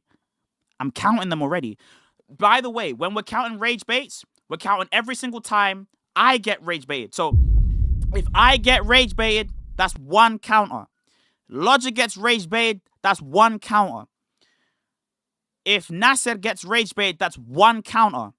If the host gets rage baited, that's one counter. If a multiplicity of them, it multiplies. If I get seriously rage baited, I'm adding it as well, it multiplies. These are the rules. If any one of us get rage baited, it multiplies. Okay. All right, let's continue. Dr. Nasser. That's why I asked you and you answered. Dr. Nasser, You answered. you asked me Yes. about what I understand about your Quranic text. Yeah. Your Quranic text, They need to get me on free Christians, free Muslims. Listen, I'm going to tell you right. I'll tell you why they will never get me on, yeah? They can never get me on this. I am the Aquaman of the Christian community. They can never get me on this. Number one, I love reading Wallah. Number two, I'm funny, Wallah. I'll start laughing. If someone says bad theology, I'll start laughing, Wallah. Genuinely. They can't let me on. I am a brand risk, bro. I'm actually not a brand risk, guys. Please, chill, sponsor me. But the moment they can never do this, because the second they let me on anything like that, you can't ignore me. Genuinely. There are certain creators that certain dawah people avoid so they don't get big. Pause. They don't get famous. They don't get clout or virality. The moment you give the wrong person virality, it's dark. It's dark. So that's why, bro. That's why. All right, let's continue. Has nothing to do with biblical theology. What's your point about it? Go ahead. So I can have a position on a Quranic text without it having anything to do with, thank you very much, without it having to do with my biblical understanding of my biblical text. That don't make no sense. So thank you for that clip. Right. Chapter 5, verse 18. Now let's go back with your eisegesis. And chapter No, I 5, wouldn't be. No. I wouldn't be rage baiting the whole time. What do you mean? No. I take myself seriously. No. I have no. There's a level of professionalism that even when you're streaming, you need to have. Yes, I can be funny. Yes, I can be entertaining. But no, there is a level of professionalism. Please respect me, please. Because the bottom half. No, because the bottom half is drip. Respect me, please. 5, verse 18. You said it's not about the terminology. It's exactly about the terminology. That's why it mentions it. Okay. We, the Jews and Christians, say. What do they say? Oh, we are the sons of Allah, His loved ones. Then say, And his loved ones. why does, that's what it said. You said his sons of Allah, loved ones. You have to put And his loved ones, what. sure. So Because you could be the son of God and still be, like not in a good relationship with him as well, right? So, for example, if I am baptized, right, I would be a child of God, but yet God would have certain things that He disapproves of. Now, does that mean He ultimately doesn't love me? Not necessarily. But simply God loving you is not the same thing as saying that God is your son as well. Because God loves the angels. But the angels aren't His sons. Humans are His sons. So there's a particular difference there. there's two terms going on. Sure, no worries. And he denies both. Wrong. What? He says. So you just said he denied Ahibba? He denies. What happened to both. Habibi? He denies both. What happened to Habibi? Ooh. When they're calling them their sons and his loved ones. Let me show you how. So it's wrong to call watch somebody this, beloved? Watch this. And He's getting into it. It's rage bait. Okay, he's getting into it. There of this verse, he even acknowledges that the Jews are referring to themselves as children of God in a metaphorical way. Okay. In the way that they follow the prophets and that God looks after them. And guess what Allah says? No. He says no. Why then does He punish you for your sins? Implying that if you were His sons and His beloved ones, let's combine the two, right? Because the two of them. No, they're two things. They're both terms. And I thought he was going to deny that, but no, thank you, yes. you're denying both, which makes no sense. That's what deal with your Quran, not me. So he says, no. That's rage bait. No, deal with your Quran, not me. Rage bait. Logic, I like you. Rage bait. Rage bait. Yo, I love this. And does He punish you for your sins? This is in direct contrast to Moses in Deuteronomy chapter 8, where God says to Israel that as a father, I discipline you.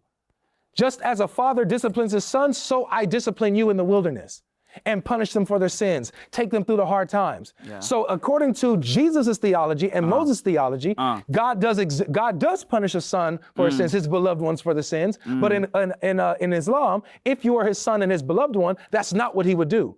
Do you see? This is showing the theology in the Quran is completely contrary to the theology of Jesus and the Prophet. That's what you see. You see the rage bait that he's done there. You see the X he's done with his hands there. Theology in the Quran is completely contrary to the theology. No, he didn't do X. No, that wasn't rage bait. He didn't do anything. Theology of Jesus and the prophets. That's why he's not a Muslim. Okay. Good. Yeah. So Allah subhanahu wa ta'ala, about 8 different categories of people He describes as those who He loves. Inna Allah yuhibbu, indeed Allah loves al-mutawakkilin, al-sabirin.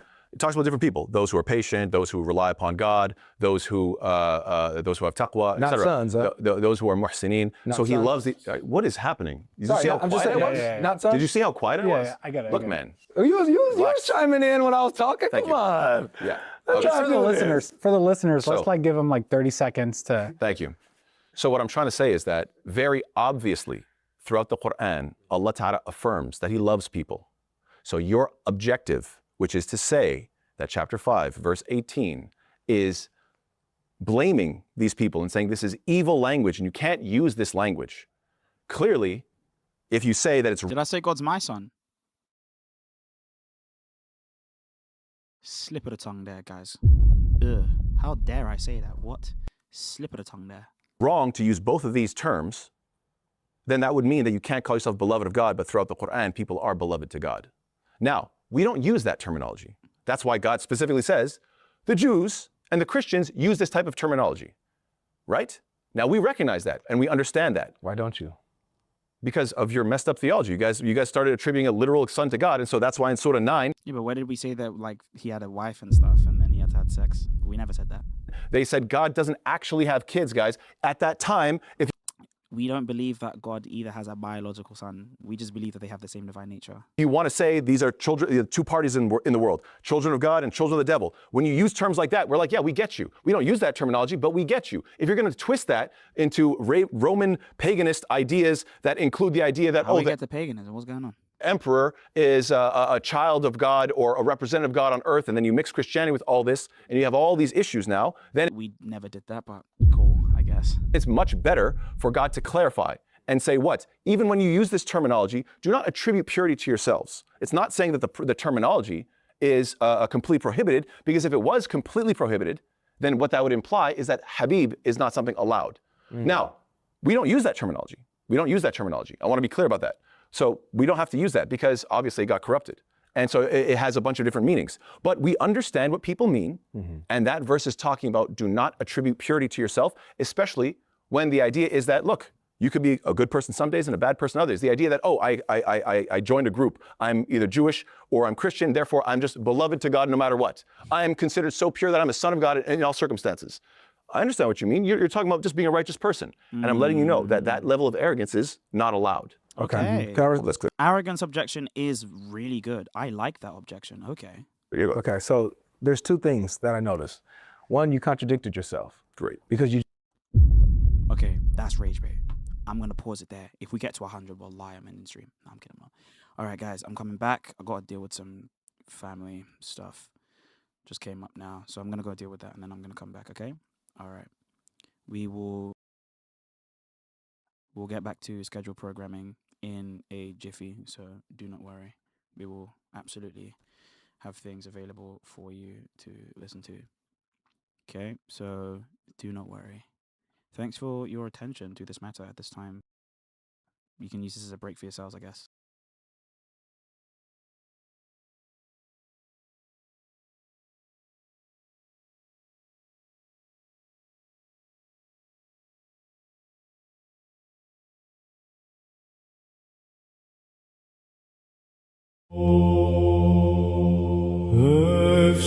Ευσχήμων Ιωσήφ από του ξύλου καθελών, το άχραντον σου σώμα, συντώνει καθαρά ηλίστας και αρώμασιν, εν μνήματι κενό, κηδεύσας απέθετο, αλλά τριήμερος ανέστης Κύριε, παρέχον το κόσμο το μέγα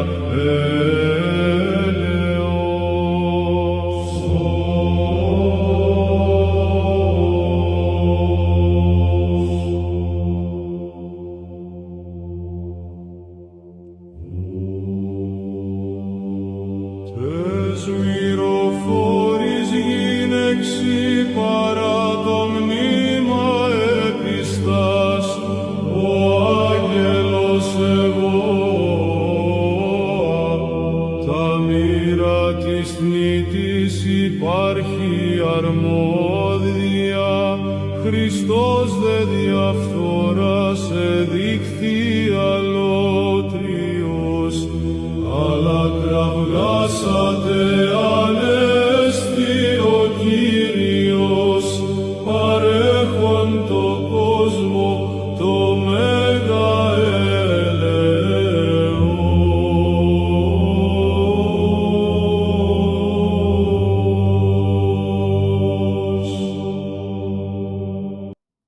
All right, let's get on with the schedule. just said that you don't use the term Habib, but you did affirm that Habib calls himself Habib and there's nothing wrong with that. You just But misunderstood. I know, I think I do understand what you're saying. That being Habibullah, you can't affirm that of yourself. Of course, there's people named Habibullah. I think my great-grandfather was named Habibullah. Then why did you just say you can't use the term? You can't attribute it to yourself. Listen. Got it. Can somebody be, look, it's like the word righteous. Here, let's make it real simple for you. Can I walk around saying, I'm a righteous person?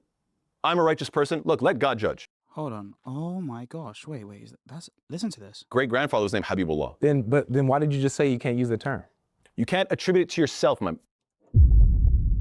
Listen. Got it. You can't attribute it to yourself. So if someone calls themselves the Son of God, then they would not be a Muslim. Can somebody be, look, it's like the word righteous. Here, let's make it real simple for you. Can I walk around saying, I'm a righteous person? Could you call yourself good?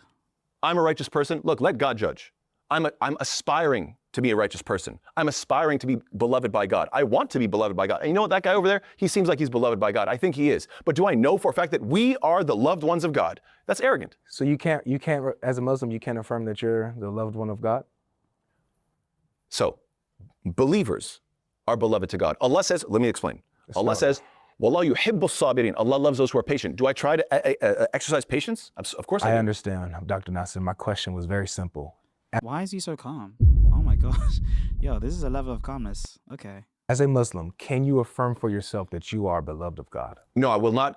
That's tough. I will not arrogantly declare that I know God loves me. No, God judges me. I don't tell God what to think. This is another thing that is contrary to the teachings of Jesus. The teaching of Jesus, Jesus says that you are the loved ones of your Father. Just like he takes care of the birds, just like he dresses the lilies, how much more are you worth to him than these?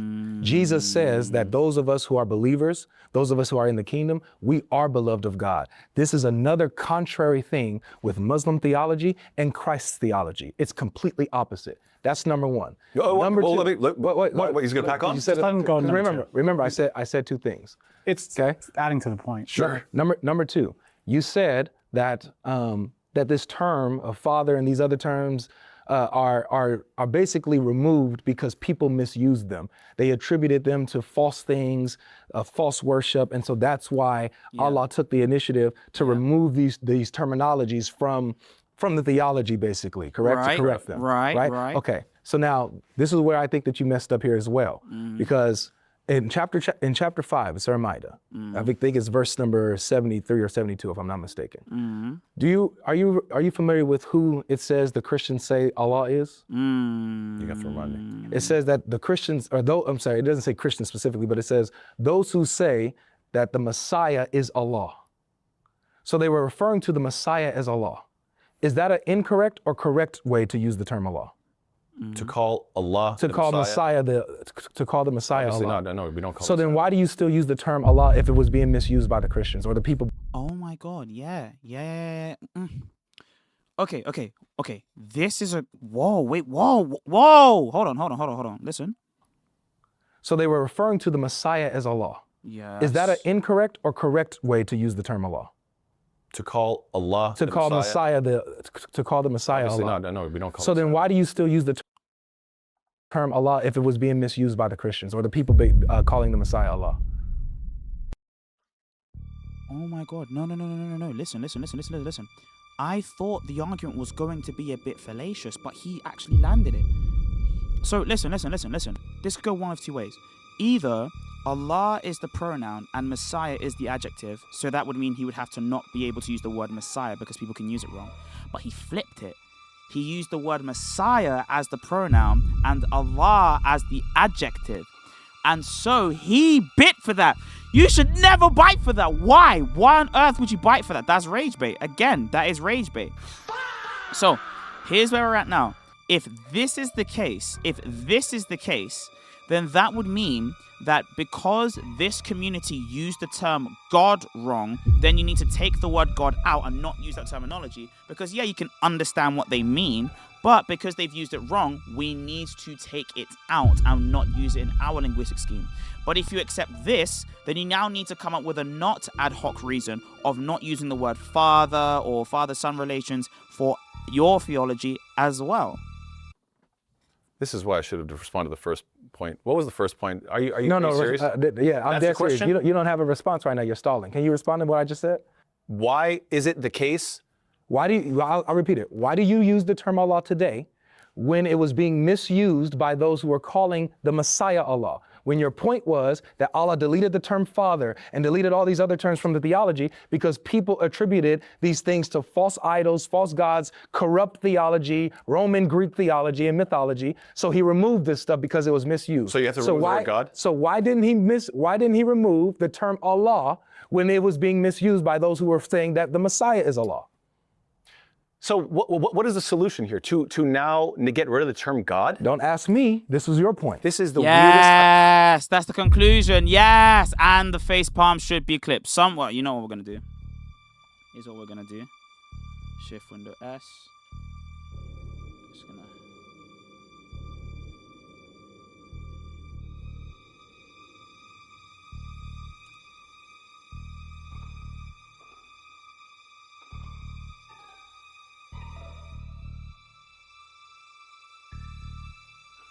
Hold on. Gonna.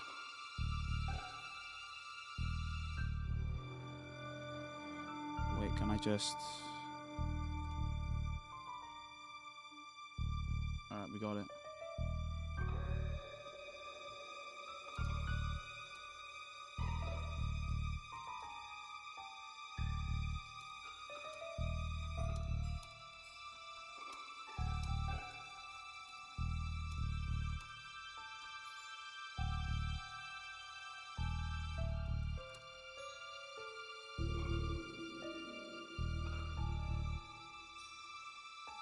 Alright, cool, done. I never imagined someone would say that because somebody No, his face is red still. No, that's rage bait. That's rage bait. said God is, I don't know, a frog. And now we have to keep the word frog but get rid of the word God. That's your point? What you said, listen, your point was, and I'll repeat it again, because I can still man you over and over. You said, and you agreed that you said this. Yes. You agreed that I understood I represented you well. Your point is that the reason why Allah got rid of terms like sons and daughters and father was because people misused these terms and applied it to false theology and Greek mythology and mixed no it up. problem. I got your answer. I got you. All right. So your they're good. So they're mixing up the term Allah with false theology, saying that the Messiah is Allah. Right. Why then did he not get rid of the term Allah? Because he never gets rid of the term God. The term God itself is fine. That's the stable, actual definition of who God is, right? So you use the term God, and then you could attribute names to God, like a husband, or I think there's one verse that says, rock. There's another one that says that it's like a birthing mother or something like that, screaming in pains of birth or something like this, right? So these add-ons, these tags, if they get completely messed up and twisted, then naturally you're going to say, listen, you guys have a very messed up theology. You shouldn't use these types of terms because apparently some people took it literally. And that's a real big problem. Now can I get back to the first verse? I don't remember what it was. So no, you're not going to get rid of the base concept of God because somebody said, oh, look over there, this idol is a God. Well, now we have to throw away the word God because he attributed that idol to God? Yes, because your principle for dismissibility or your dismissibility criteria was if anyone ever uses it in a wrong way, I'm just not going to accept the terminology. No, what? Okay, anyway, what was the first verse? What was the first one you said? He was talking about God loving us. Perfect, thank you. Now I Yes, got it. there we Being go. compared to the beloved of the Father. Yeah, exactly. Are there no such thing as hypocrites in Just going to take a pause right here, guys. Make sure you head over to patreon.com/SIIIG1. Everything is in the description. So if you want to help out with the content, make sure you go there. Christianity? Sure. Okay, so doesn't Jesus say, when they said, come to him saying, Lord, Lord, he said, get away from me, I never knew you? Some of them. Yes, and doesn't that mean that they're not guaranteed because they thought they were guaranteed and they The weren't? hypocrites aren't. But Exactly. the ones who are not hypocrites, who identify him you as guys- Lord, gets into heaven. Well, I don't know. My point is you guys What's your got to drop this line of like, what? You don't know? Oh, I feel so sorry for you. You're not going to heaven. When what is it? There's a particular verse that I said, feel like this is like a different point though. This is a different dialogue. I think this is a particular narrative he's trying to shut down rather than actually addressing the point as to whether Jesus is a Muslim or not. you might lose your, secured position, right? There's that verse that How do specifically we get onto eternal security versus conditional salvation?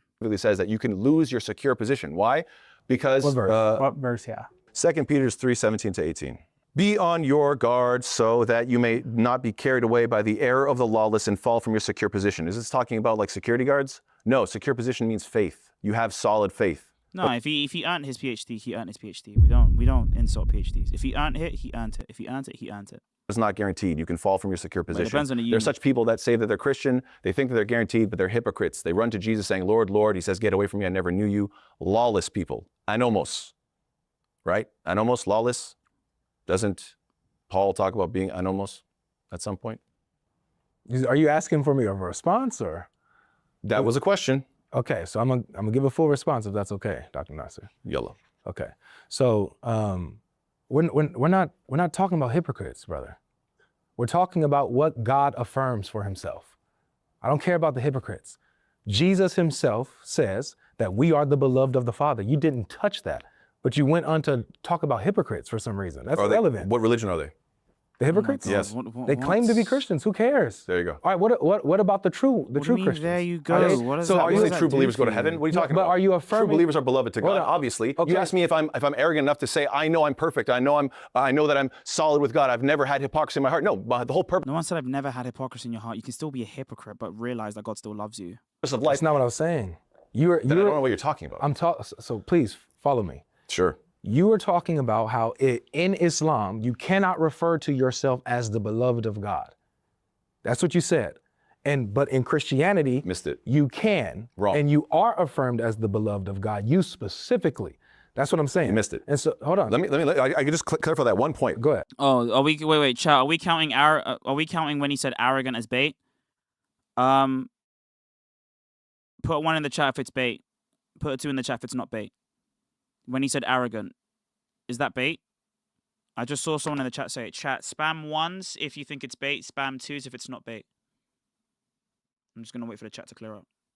Guys, we gotta type faster than this. I want the chat to fly. Okay. Whoa. Okay. All right. We had it. There's a difference between me attributing it to myself versus the idea of people being beloved. That's the difference. Okay, I know. Great, go ahead. So what I'm saying is that in Christianity, with Jesus' theology, you can affirm that you are the beloved of God. Matter of fact, you can go confidently before God and affirm yourself as the beloved of God. This is what Jesus teaches. The moment you become Christian? The second you're a believer. Right. So the moment you're a believer. There's no hypocrites. So- There's no such thing as hypocrites. No, that's that. Wait, what? No. Whoa. It has nothing to do with hypocrisy. Please focus. Are you joking? The point That's rage bait. is that the theology that Jesus is preaching is opposite of the theology we're finding in Islam. So you can't say Jesus is a Muslim when he has the opposite theology, when he has the opposite idea of who God is, what he desires from us, who we are to God versus Islam. You can't say he's a Muslim. Talking about your past point. No. Can I respond to this? Wait, in just a second. Let him do his whole thing. In a let second. me respond. I don't want to change the subject. Are you going to change the subject? Yes. Well, I wanted to, because he mentioned a lot before just this made a about, huge about blunder. the name of about Let me the catch name the of Allah. blunder before he changes the subject. No. Yeah, no, look at him. Yeah. He's yeah. He's also cold as I was backing as well. Okay. All right, there's a lot going on here. Okay. And he's already mad as well. That's another one. Appreciate it. No, you don't want to catch on the blunder? Bro, you're the mod. Shut up, please. Stop talking. He got away with the Allah thing, with the term God. Yes, you don't thing. drop the He term got God. Look, yes. I just want to do a quick response to that. Hilarious. No. Because he went on a you diatribe. just said every person that converts to up to you, Christianity, Brian. every person that converts to Christianity is now beloved the second they become Christian. You let me know. And that means they're all beloved. And they can say confidently that I'm beloved. That means what? That if they're all beloved and they're all correct and they're all saved, there are Not that they're all correct. There's a difference between being correct and being loved by God. no hypocrites. He acted like he didn't get it. I know you got it. That's not what that means. That's so silly. I think the point of Yeah, exactly. I There are think- hypocrites. I personally think that the point of you explaining that Jesus teaches us that we're loved by God is His eyes are watering.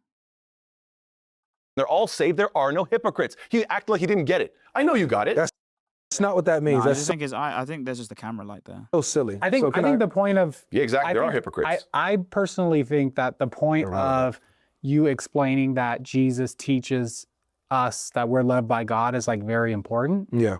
So I would like to kind of like stick to that point because I Sure. feel like the definition of a law thing is important, but Yeah, we're bouncing back and forth between two topics. The reason why I'm bringing that up is because it brings a huge hole in his argument on why Allah takes away the term father or son and daughter, because Yes. it's misused. It's additional to God. But It's additional to God, meaning it doesn't actually describe God, but it adds other things onto God that shouldn't be there.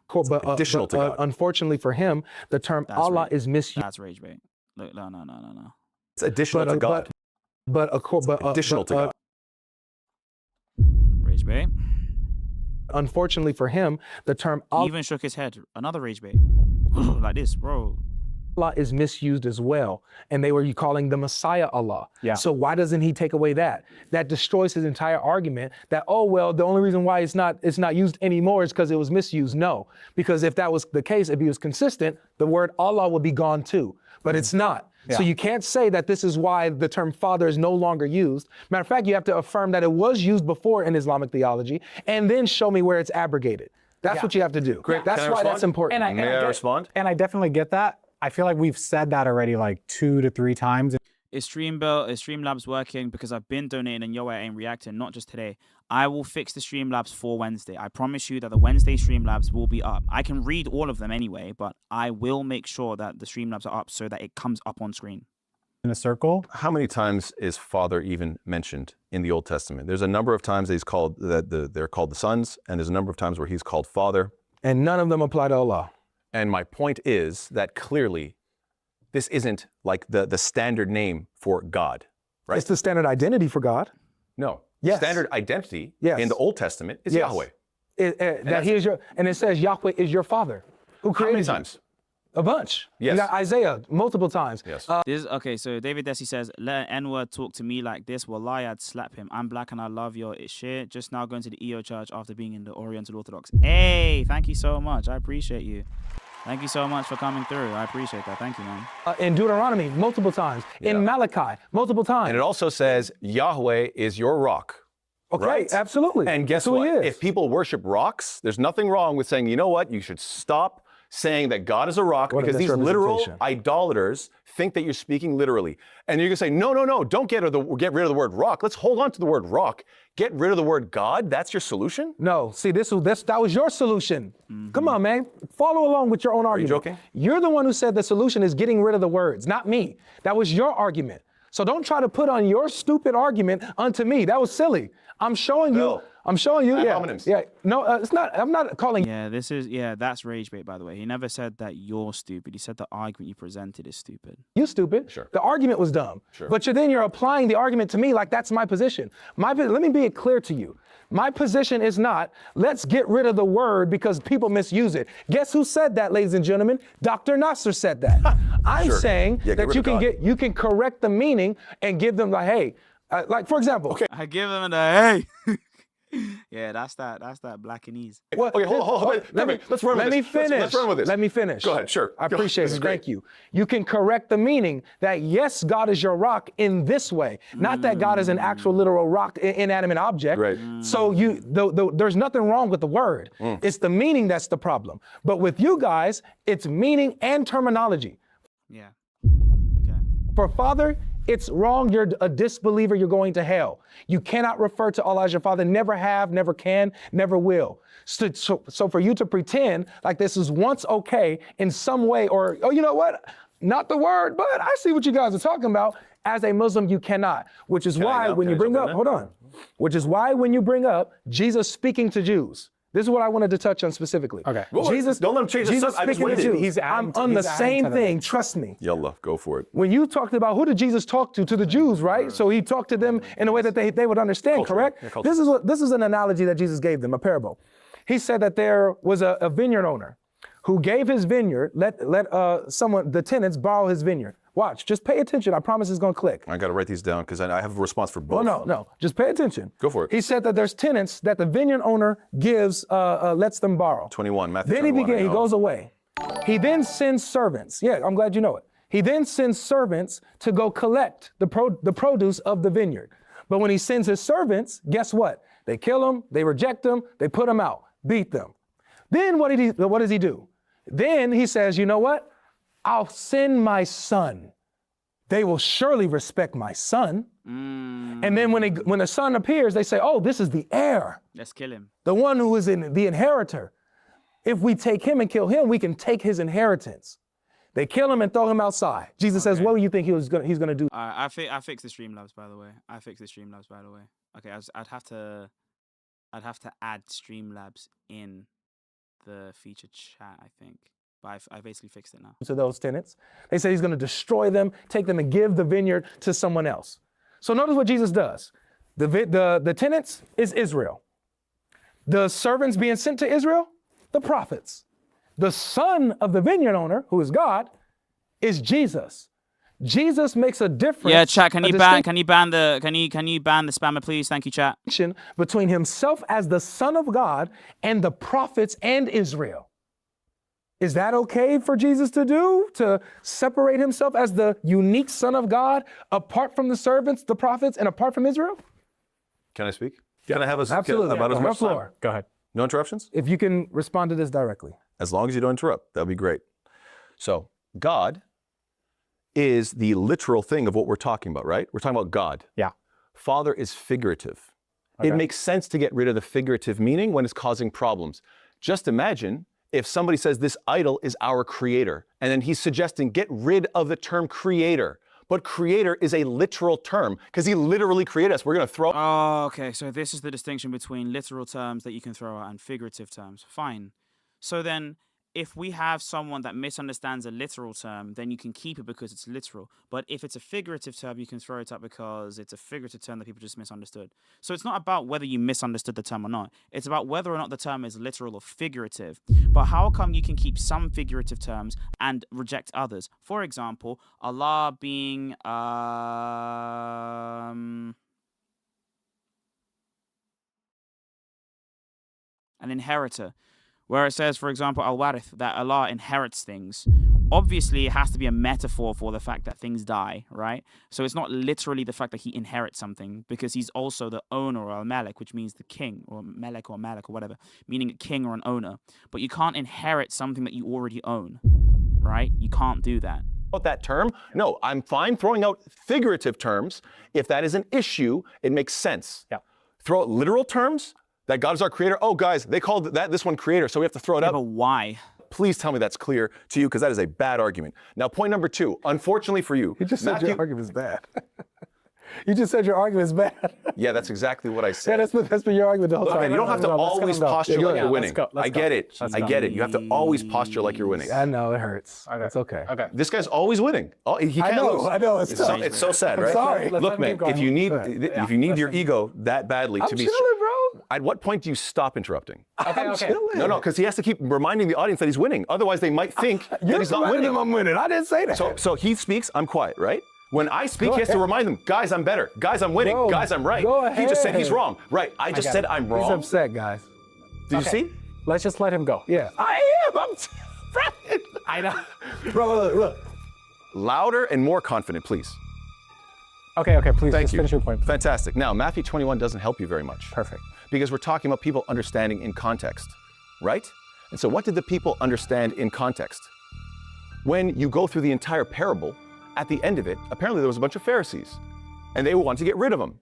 They wanted to do something to harm him. And everybody concluded in the crowd, they were like, we can't attack him or do anything bad to him because there's all these people that believe in him. And they All right, believe that he is clearly I the think son. I fixed the Streamlabs. So if someone sends can someone send like $1 Streamlabs, please?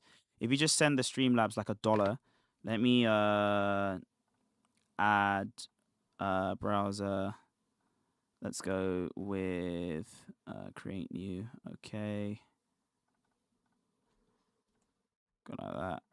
Cool. And go browser like that. All right, cool. Cool. All right. Son of God. No, wait, that's not what it says. What does the final verse say? What did all the people conclude? Is Jesus a really bad orator?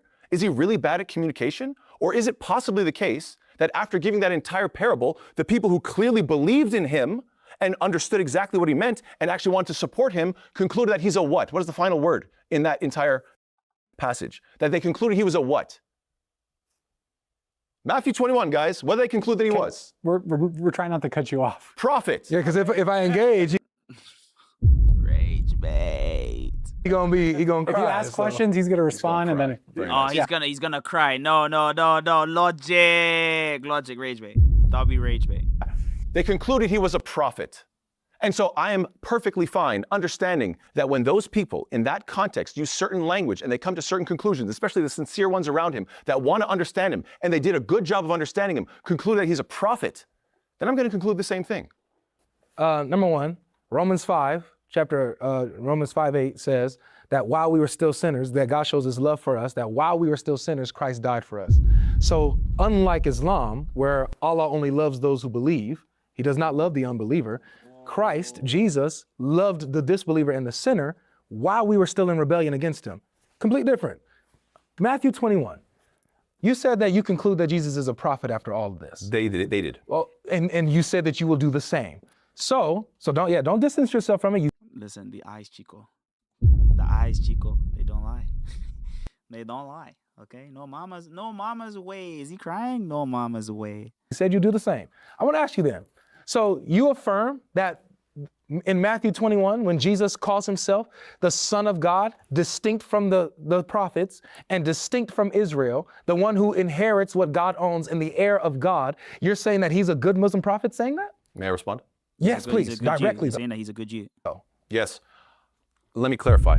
I am not saying that I agree with everything being said in the Bible. I already said this. I already made this clear. My initial position is that I'm not affirming everything. You're affirming it, so I'm trying to argue from your position. Okay. If you believe in this passage, and you're saying clearly, it's so obvious, anybody with half a brain is going to figure out that he's clearly the Son of God, I'm pointing out to you that the people at the time who spoke that language and knew that culture and were listening to his words, if you're going to call him the Logos, maybe he knows how to talk, right? Maybe he knows how to communicate. And if they all came to the wrong conclusion, then that's kind of a problem. So if that story actually took place, and if those people made that conclusion, then I can understand why they would conclude he's a prophet. But am I asserting that everything in these Gospels are 100% true? No, but I'm saying that generally speaking, when you look at scholarship, as they have, the earlier you go in terms of the Bible passages, you find that the Christology is very low. And as you get further and further away from Jesus, the Christology gets higher and higher. So what you have are scholars concluding that Jesus was a Jewish messianic preacher, apocalyptic preacher. And so therefore, that is in line with Islam. Does that mean I affirm everything in the Bible? Brother, you're going way off of what I asked you. Can I? Thank you. So No, I don't affirm the Bible. I don't affirm the Bible. But if I were to accept that passage, then I would say he's a prophet, because they did too. I got you. Ache, you're not internet ready, man. Ache. So my question wasn't whether or not you accept him as a prophet. That's good. I already know you do that. That wasn't my No mama's way. question. My question was based on what you said, that based on the parable, them concluding that Jesus How is it two rage baits? You can't just say it's rage. Like, not everything's rage bait. You need to demonstrate how it's rage bait. You can't just say in chat it's rage bait, okay? is a prophet, and you would too. That's what you said. I also conclude that he's a prophet based off of this. So my question is this: can Jesus be a Muslim? Would a good Muslim prophet give a parable where he claims to Oh, I got rage bait for saying that, Fez. be the Son of God, distinct from the prophets and distinct from the nation of Israel, Not gonna lie, the hand gesture should be rage bait. Nah. as the heir of God and the one who inherits what God owns? Is that a Muslim prophet? No, definitely not. Thank you. You just affirmed Jesus is not a Muslim in the Bible. No, so yeah, exactly right. That I totally I Wait, already wait! conceded that a long time ago. I already conceded that. Wait, what?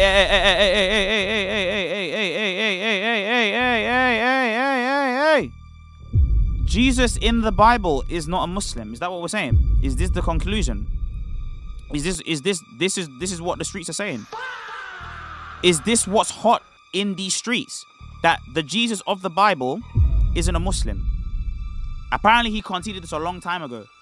So why are we fishing then? Why are we fishing? So the Jesus in the Bible is not a Muslim. Why are we here? Surely we should be having a conversation on what the historical Jesus sounded like and looked like now. This is what we should be doing. Because if we believe that the Jesus that is contained in the New Testament, which is not a Muslim, then you can't blame Christians for believing in that, surely. This is the... Wow.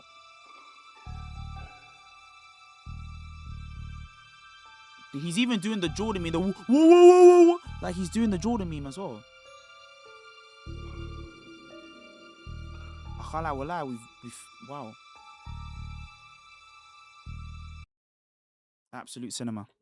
Plenty of biblical passages that I completely don't understand and don't know how to reconcile whatsoever, because like I said, you guys say that he becomes a curse, right? This is no, I definitely don't agree with the Bible. So my point is this: there are other passages, for example, like Luke 2:52, right? Jesus is growing in wisdom, right? What does that have to do with him being a Muslim? Because men grow in wisdom, and so if so let me explain. Okay. The Muslim version of Jesus is that he's a man. He's a prophet and he's growing in wisdom. Do you think that this passage is referring to Jesus as just a man, or do you assert that this is talking about Jesus, the hypostatic union, both fully man, fully God? So yeah, there's two interpretations. Both are legit within the Orthodox life. You can either take the Cyrilline interpretation, which is true, or you can take the Athanasian interpretation, which is also true, or the Leonine or Augustinian interpretation. Basically, Cyril says that this verse refers to the fact that the older that Jesus got as a human, the more of his divinity he revealed to people. So when it comes to him growing in knowledge and stature, what he's saying is that he increases in the knowledge that he displays to people, not that he gets smarter. But Athanasius and other fathers of the church explain that this is referring to the experiential knowledge that Jesus Christ gains in, because obviously even in his humanity, Christ has perfect knowledge. However, experiences like knowing what it feels like to eat food is something that you can only acquire by eating food. So when we even say that God is omniscient, it's not because of the fact that he literally has every single experience. Otherwise, God would need to know what it feels like to be a homosexual, things like this. So when people say that God is this way or God is that way, then that's what we're particularly referring to. It's talking in regards to his humanity for sure. So there you go. So here's my question. Let me follow up. That we're not talking about whether or not Jesus is God. Let me ask you. Jesus could be just a mere man and not be a Muslim. My question is this. How does this prove he's a Muslim? Let me explain. How many passages would you say in the Bible are strictly affirming his humanity? There's a bunch. There's a bunch. Yeah. So would you say those are all Muslim versions of Jesus No. as a man? No. Are they Christian versions? Yes. Yes. Because he's just a man? No, number one, it doesn't say that he's just a man. It affirms his humanity. It never says that he's just a man. That's number one. Is he a God? Saying that he is a man doesn't mean that he's merely a man. Because remember, Islam is saying that Christ is merely a man, and then he has these other titles like prophet and not priest, but prophet and maybe a potential king, kind of, and Messiah. So he has these particular titles, but he fundamentally is just a guy. Number two, notice what you're doing here. Notice the shift.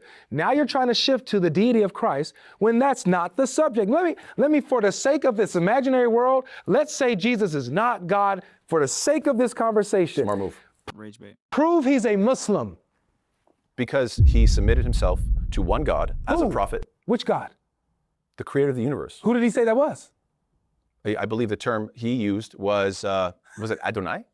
No, he didn't use that. What's the term that he used in the Bible? He used Abba. No, not always. Did he use Abba? Hear, O Israel, the Lord thy God is one God. How do you say it? The main way that Jesus Christ would refer in his conversations with God the Father would be Father.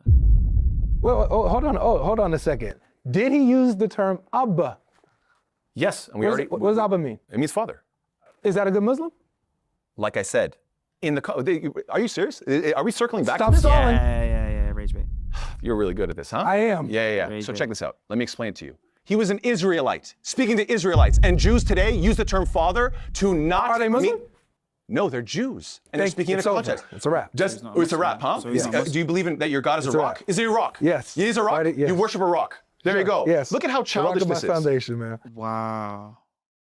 I understand why he's so spiked. So the reason why he's spiked is because he genuinely feels like he gave like a good answer to that. He like in his heart of hearts, he genuinely feels like this was the answer I needed.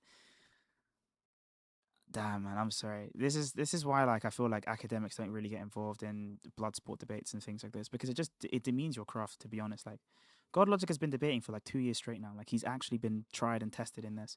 You just came out the wazoo because I guess you were doing some clips from, previous streams, and people felt as though you were giving like adequate responses. And for some reason, you just weren't able to actually address the substance of the conversation. And given that fact, basically, yeah, you've been reduced to screaming on a panel with a Protestant. You guys are really. This is like, why do you tolerate this? Why do you I don't know. fulfill it, too? How do you tolerate this? Is your God a rock? Yes, I already say yes. Then that makes sense. You worship the creation, not the creator. That's what Moses Makes said. perfect sense. He's the rock of Israel. A'udhu billah. Okay, so let me Yeah, ask you like this. the Wait, he's the rock of Israel. A'udhu billah. Man. So you want to avoid what- Luke 2:52 or not? Look, let's do it for Luke 2:52. Sure. How does Luke 2:52 prove that he is a Jesus, a Muslim, my Muslim. brother? Okay, I see what you're doing. Okay, do you understand? Okay, let me ask you this. Maybe this will clarify for you. You can clarify for yourself. Okay. Was Moses a Christian? You Yes. can say, yeah. Oh, Yeah. Answer. See how childish that. Wait. Guys, you ruined my clip. Hold on.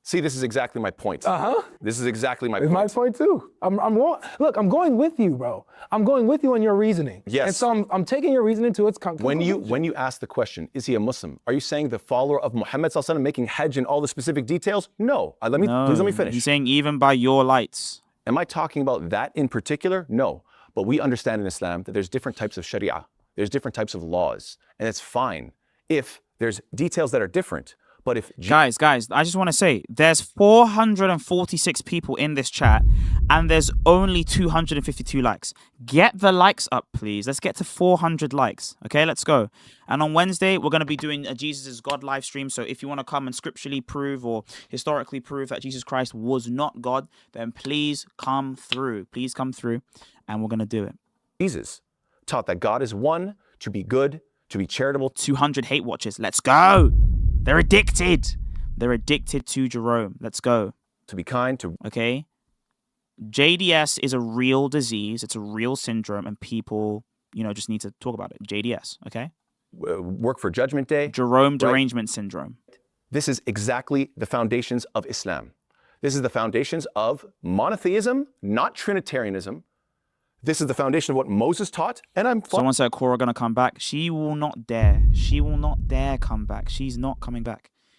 And it's crazy because some of the comments were like, "Oh, Sig, like everyone's moved on. It's been 4 days now, brother. 4 days is not a long time. But what are we talking about?" Fine with the fact that there are small differences in terms of Sharia. So when you want to jump on, say, what about every detail of Islam? I would say, well, if you're talking about the religion and all of its details, then no.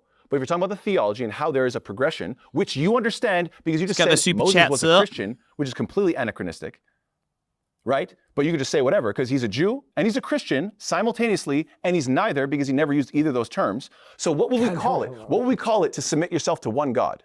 What will we call it? Islam. I know Someone you have a said we problem got a with week that, and a half tops to keep it going. We will keep it going, bro. You think I care? David Wood wants to interview me for some reason, so we're gonna do that. Bro, we're not stopping. They disturbed me. I'm not like this. I'm telling man, look, you can clip this. I'll be so honest with you guys. My heart does not beat like that, okay? My heart does not beat like that. My blood does not pump like that, yeah? My belly does not rumble like that. When they came to me and disturbed me, I have to defend myself. Look, I was here by myself, chilling with my live stream, little old me, doing my own thing. They came to me. They invaded me. They challenged me. They poked the bear. I was asleep. They poked the bear. They did that. I retired for 8 months and then I came back. They rage baited me. So why are they angry when I win and everyone sees it and now I can't get my credit? Huh?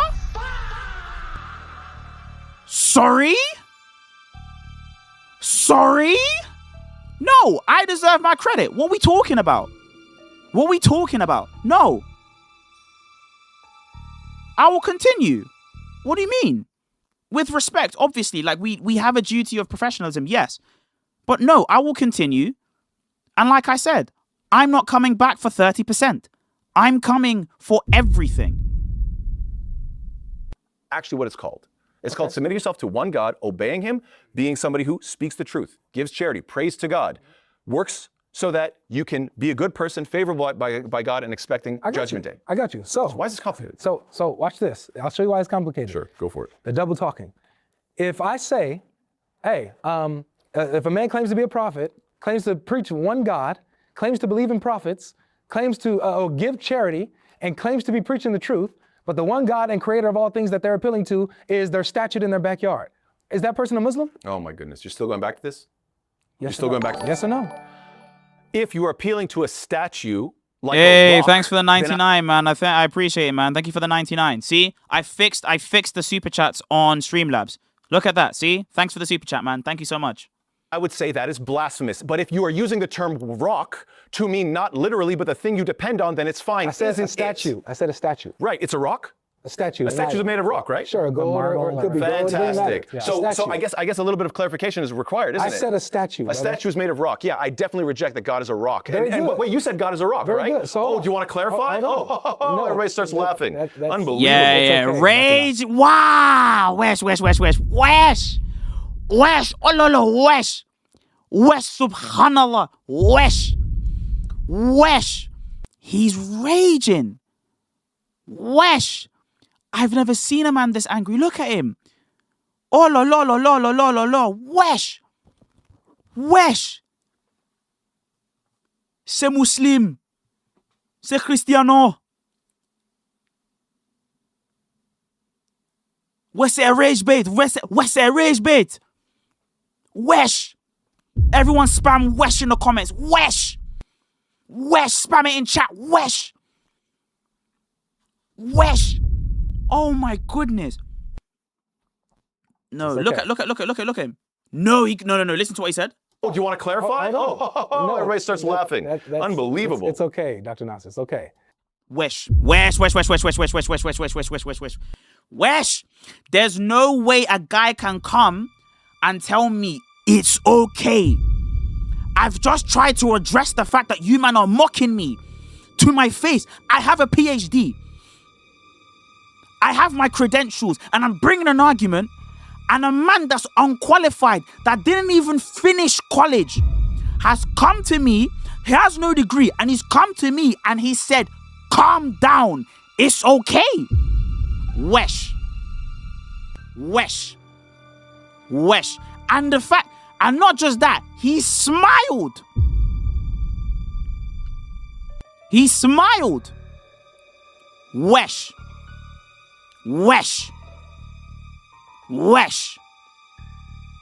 No. I do not accept it. Wesh. If a man has come to me, it's like me being an academic and I have my PhD now in theology, and a Muslim now who's just graduated high school, he's come and told me, calm down.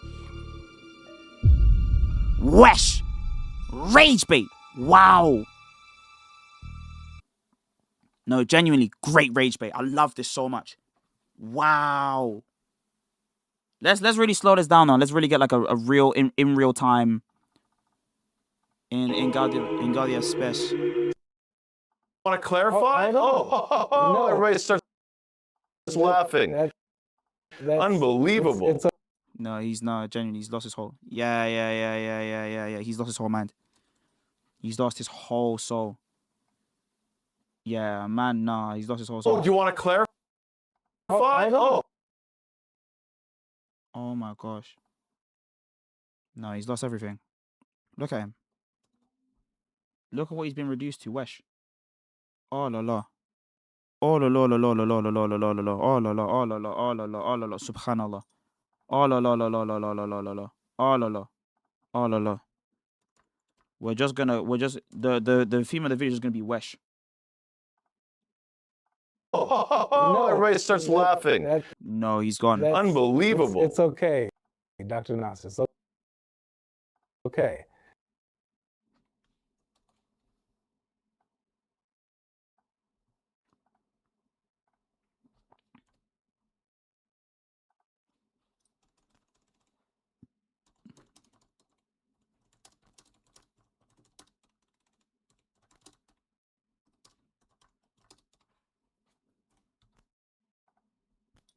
All right, let's get back to it.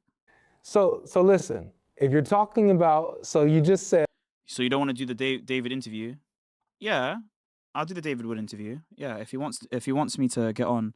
Someone said it in my comments. I read some comments. I don't read all of them because I'm getting hundreds of comments now, so I can't read all of them. I like to because I want to help respond if people need academia or whatever.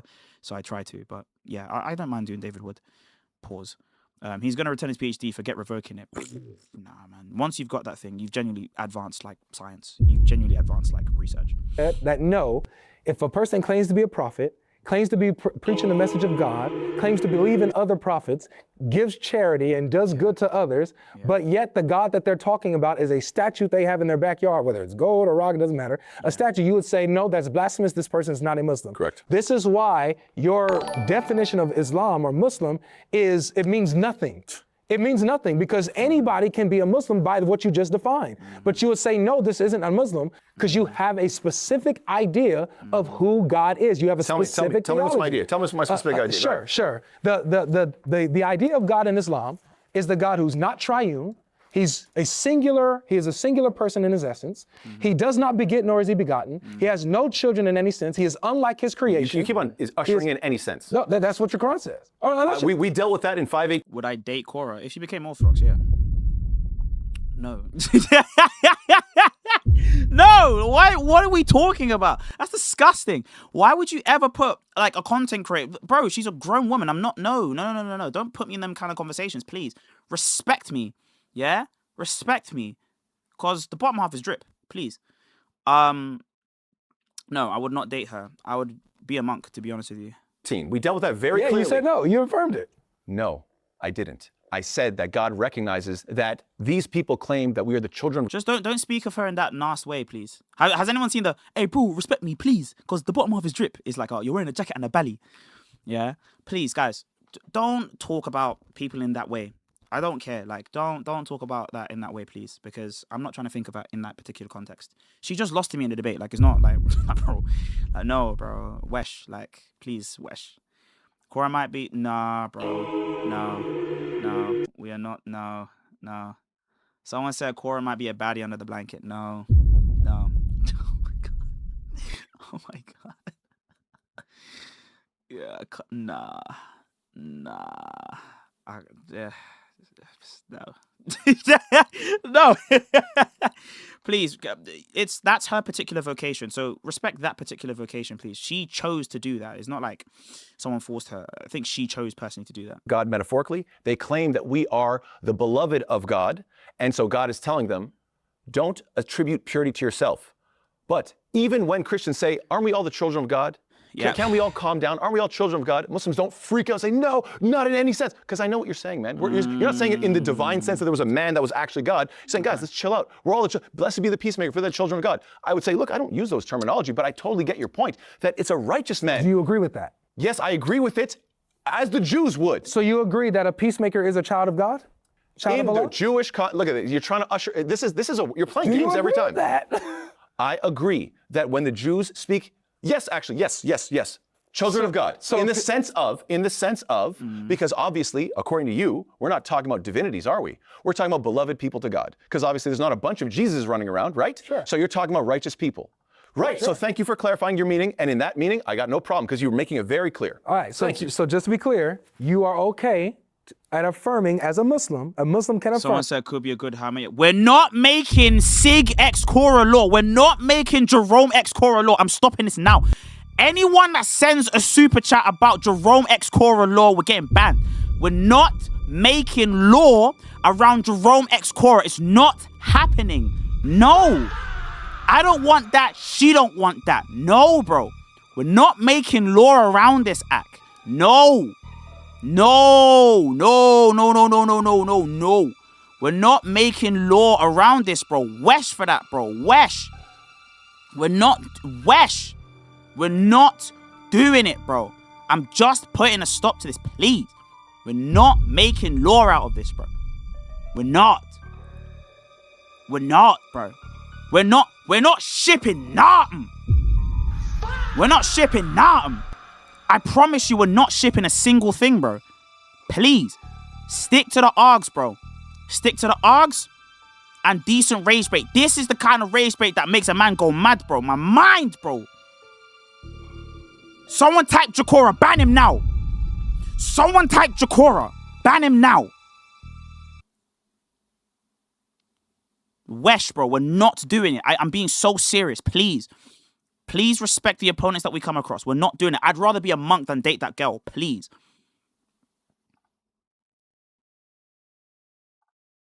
Oh my God.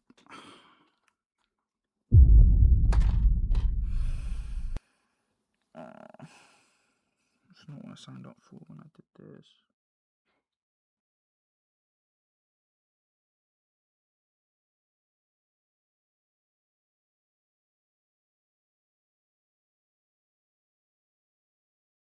Yeah, I'm just gonna ignore these comments, bro. Yeah, please don't be childish. As much as we've done that, but yeah, please. This is the one, and then that's it. All right, thank you.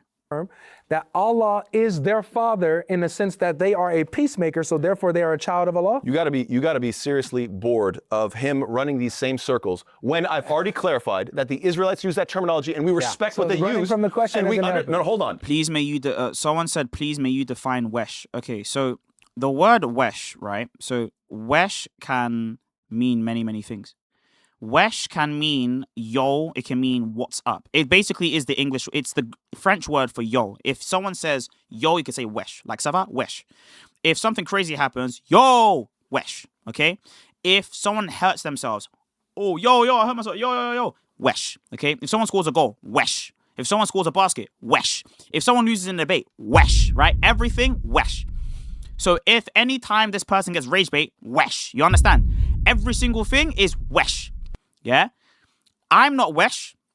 I'm Jerome, right? GodLogic's not wesh. It's like,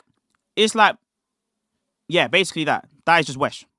We Running from the question understand, isn't we helping. understand that Answer. terminology. Please chill. No, don't talk to him. Talk to me. Calm down. Talk to me. Answer the question. Someone said, calm down. That is, you see, that's wesh. You see, the way that he's rage baited there, that's wesh. You see what I'm saying? That's wesh. Okay?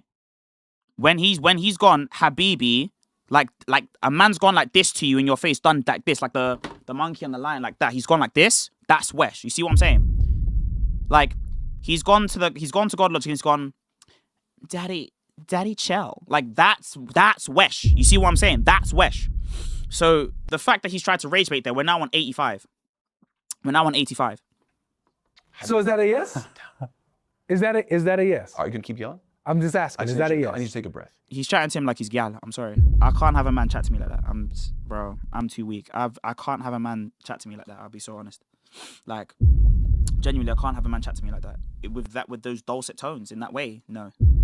I'd flip the table. Genuinely, I'd flip the table. I'll be so honest. I'd flip the table. That's rage bait. Is that a yes? I'm posturing like I'm winning. Take it. Is that a yes? This doesn't. No, he's breathed. No, he's breathed. He's breathed in. A man's breathed in. No, bro. No. We've got a super chat here by Tarun J. Says with a $10. Good to see you. You're back doing your thing, Sig. Glad someone is calling. By the way, guys, if you could, and it's just my request, if you could, the preferred name that I have as an Orthodox Christian is Jerome. I have no problem with you calling me Sig or Siggles. I don't mind that. Siggles would rage bait. Whoa. CJ called me Siggles one time. I got rage bait. So if you could call me Jerome, that'd be great, because that is the name that Christ gave me. I'm not saying this because, I identify as this. No, this is literally the identity that Christ gave me. I'm not saying to respect me. I'm saying respect him. When I got baptized, I was baptized as the servant of God, Hieronymus, Jerome. So I would appreciate it if you call me Jerome. If you call me Sig or Siggles, that's fine, okay? It happens. If you know me more as Sig, that's okay. Okay? Mods, please ban people that are doing shipping stuff out of respect for Quora, because we do not want any shipping in that way, and I don't want any hate or vitriol to be put to her. If she lies, that's her problem. If she lies, yes, critique the fact that she lies. Other than that, we're not doing shipping, because I know that when she goes live in her chat, they're going to do the same thing to her, and we don't want that as well. Please, we do not want that. Thank you.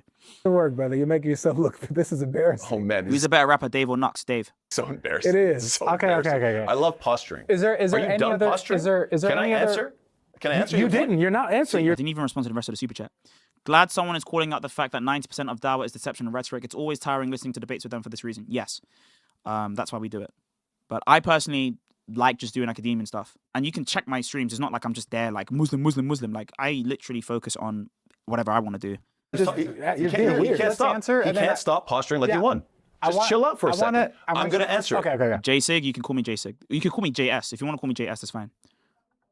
I've made it very clear that in the past there was a certain methodology of describing people that everybody understood. I respect those people and their terminology, and when they say it, I'm not going to jump up and scream that we don't use those terms, right? What I will say is that, listen, I get what you're saying, and so I can affirm it in the sense of like, I know what you mean. Yeah. To be perfectly honest, Islam is super against idolatry, as you know, And when somebody says God is my rock, I'm not going to freak out and say, how dare you? Because I know what he's saying. Yeah. But God is definitely not a rock. Yeah. That's it. This has been an hour of him capitalizing off of that confusion. Yeah. It's super redundant. Go ahead. I want to talk about what you brought up. You brought up okay. Mark 12, That was good. 29. Do you think that this is a verse that proves he's a Muslim? Mark what? Mark 12, 29, where he says, the hero Israel, the Lord our God, the Lord is one. I believe that this is Jesus. This is L is for the way you look at me. a verse. Again, let me be very clear so that we don't put me in some weird position here. I'm very clear about this. Okay. I don't affirm every verse in the Bible and say, I believe 100% this is what he said. Facts. But broadly speaking, Facts. when you see him, for example, preaching just like a Jewish prophet would. Like By a the way, I think this is the best way to articulate the Islamic dilemma, the way that he's talking about it, because it's a colloquial thing. He's being colloquial with it. prophet of God would, teaching people that God is one, then I'm like, yeah, this is most likely correct. Where do you get the historical Jesus from? The historical Jesus is, people try to put it together with like the Gospel of Q, and they try to say, okay, let's try to see what is the earliest sources. And so they try to see what is corroborated between Matthew and Luke. And they try to say, well, this is as close as we can get to the historical Jesus. It's not 100%, but we do our best. Got you. So the gospel accounts is where you get the historical Jesus from? We're trying our best, yeah. We get what we, yeah. Okay, so if I wanted to learn, like, so for example, how did Jesus pray? Where would I go? Yeah, you would look, if you're a Muslim, you would look Someone said Jerome and Siggles make jiggles. Mods, expel him from the chat. how Muslims Thank you. pray. And you say, well, Jesus was a Muslim, so therefore he must have prayed similar to this. Where would you get that conclusion though? Because he's a that's Muslim. begging the question. I'm saying if you're a Muslim. Yeah, but how would you, like, see, I know that, like, if you're Muslim, you'll conclude that, but based on what is what I'm asking? Like, Based on the Quran, if you're Muslim, if you believe in the Quran as an authoritative text, you believe as a Muslim, and then therefore you see how the Quran defines prayer, and then you say, okay, well, this is what he must have done as a prophet. Why? Where does the Quran say that that's how Jesus prayed? Or The Quran, you that's how all don't have to prophets- say, you don't have to say for each prophet mentioned, and this is how he prayed. No, you can just describe how Muslims pray, and then you get the conclusion of that's how every prophet prayed, roughly speaking, generally speaking. Roughly yes. speaking and generally speaking. Yeah, so I'm not talking about like exactly the position of Right. you have to record like this and like this, Right, but you- generally so you bowing would- to God, so you prostrate to wouldn't- God. So you wouldn't know. You would just assume that. I would say that as a Muslim, if I know how Muslims pray and prophets of the past were prophets, then clearly they were in line with Islam. How do you know that how they prayed though was exactly how you pray today? Because they were Muslim, and therefore, I'm not saying exactly, so you're jumping on the word exactly. Let's drop that word. I believe they prayed to one God and weren't gods. Is that clear? Though? How, if you wanted to know how they prayed, how they practiced, the prayers, practicing your religion, it's extremely important in Islam. Allah in the Quran describes ruku' and sujood, bowing, prostrating, things like this. Yeah, but how do you know that that's how Jesus prayed? Because he's Because it's in the Bible. described as a prophet, So what? so he's a Muslim. That doesn't mean that all the prophets prayed the same way in your Sharia. Generally Yeah, but you'd have to assume that your definition of being a prophet includes that you have to bow down. speaking, this is how they worshipped. So that's an assumption. How would you ground it in fact? How, if you wanted to get the historical method on how Jesus practiced his religion? I do like not believe prayer, we have access to a man 2,000 years ago, nor what's it called? I don't believe we have access to. We can see exactly what Moses was doing or what Abraham was doing. We have faith. Jesus specifically. What I'm saying is we have faith. We have faith in these Sig debates Nico, he never would. He would never. Nico, he would never. books. Now you can have faith in the I'd love to, he would never. Quran, which you don't. You can have faith in the Bible, to which my conclusion is there are lots of parallels that if you accept Islam, so much of the Quran, so much of the Bible will make sense to you because of the parallels with how he prayed. So is that where I would get the historicity of how Jesus practiced his religion in the Bible? You will get the closest account you can get to Got the it. actual historical. Also, Yes. So it's not the Quran that gives us the historical Jesus. It's the Bible that gives us the historical Historical Jesus. Jesus. So then when I look in the Bible and I see what Jesus taught, let's say how he prayed, for example, and he prayed, one of the ways he prayed was falling down on his ground, saying, Father, if it's possible, let this cup pass from me, but not my will, that your will be done. Or looking up, just standing up, lifting up his eyes to heaven, saying, Father, glorify me, your son, with the glorify your son so that your son may glorify you. I'm seeing how Jesus prayed. You're affirming that this is the closest we can get to the historical account of how Jesus prayed. Yes, and because of what you just said, if I'm going to conclude, was this a god or was this a prophet? I'm definitely going to fall on the And side. that's Now, I know you're going to interrupt. Guys, should I clip we should probably have a clip of the is Jesus gay clip, and I'll make that as a short video. That's great. I didn't add. That's not the topic. That is the topic. Is he a Muslim or is he a Christian? You didn't say that. You said It's not if he's a Muslim or a Christian. It's either he's a Muslim or not a Muslim. You could be anything. Christ could be something else than just being a Muslim. Maybe he's just a Jewish prophet, or a second temple Jewish prophet. So he may not even be a Christian in that way. And also, no, Christ wouldn't be able to be a Christian even by GodLogic's account, because Christian means a follower of Christ. Christ doesn't follow himself. Is he a god or is he just a prophet? If we believe in, are you really? If we believe in Christianity, then he's God praying to God. We're not talking Yeah. about problem. his deity. We're talking about his religion. Right, I know. You want to focus on my hand in prayer? You want to focus on the position, the movement, or the idea that he's actually praying to God, saying not my will, but your will, versus the idea of them having one will? So yeah, go ahead. You want to say, look, when you guys pray, you look down. When Jesus prayed, he looked up. You're going to make a big thing about that. No. No, Despite I'm not. the fact that there's two wills going on? No, what I'm Clearly, making, what I'm making, in the safer What I'm position. making a big deal of is who he prayed to. You would agree that it matters who, and I need this quick. I don't need a diatribe. You would agree, yes or no, that Diatribe is rage bait. it matters who you pray to, correct? The same one the Jews prayed to. Okay. Good? So So it that would be a father then? matters who you pray to. Yeah, the Jewish God. So can a Muslim lift their eyes to heaven and say, Father, glorify your son so that your son may glorify you? Can a Muslim say that? Okay, sure, I'll answer. I'll answer for the 50th time. Because of the fact that the Jews use that terminology, but you guys messed it up, we don't use that description anymore. That's not what I asked. You said you were going to answer. No, you just said, does a Muslim do that today? No, we don't. That's not what I asked. I'll say it again. Can a Muslim today? At any point in time, At the time of Jesus, lift their eyes up to heaven and say, Father, glorify your son so that your son may glorify you. At the time of the Jews, talking about Father and Son and praying to God is fine, yes. Awesome. All right, I rest my case. Okay. At the time of the Jews, You got it, brother. You think you won that? I don't think I won anything, man. He's rage bait. Rage bait! Theology. You're tracking this? You're saying that that's Muslim theology. I'm saying Jewish theology that calls themselves Son and God Father. Said that, you're saying that matches with Muslim theology. Yes. Okay, we're good. Okay. I would say that yes, that What? figurative language. Matches Islamic theology. Because they know that, because they know exactly what they're saying, because they know exactly their culture, it matches with the concept that God is one. No, it doesn't match with. It's not just about God being one. They believe that there's a father-son relation. You deny father-son relations because you reduce all relations of creatures to Allah of slave to master. That's the concession. And not actually making babies. And a father and has children. Got it. Yeah, children, plural? Yeah. Perfect. As long as he pluralizes it to ensure that we're not talking about a divine being. You're absolutely right. Jesus is not divine. Thank you for affirming that. Just really quick. You heard him say that, right? He said, as long as you're praying, and he has children, plural, not the one, not the only son. So he just said, as long as you're praying to a God that has children, you guys don't believe that. That, my We friend. believe that God has multiple children. Yes, these Christians believe that God has multiple children. By the way, but we're not talking about that. But by the way, yes, Christians do believe God has multiple children. I would be a son of God or have the power to be a son of God. Many people are children of God as well. It's just that we have different kinds of sons of God. Is a slip up. Okay. Can Gotcha. a Muslim tell Allah to glorify them so that they all glorify Allah?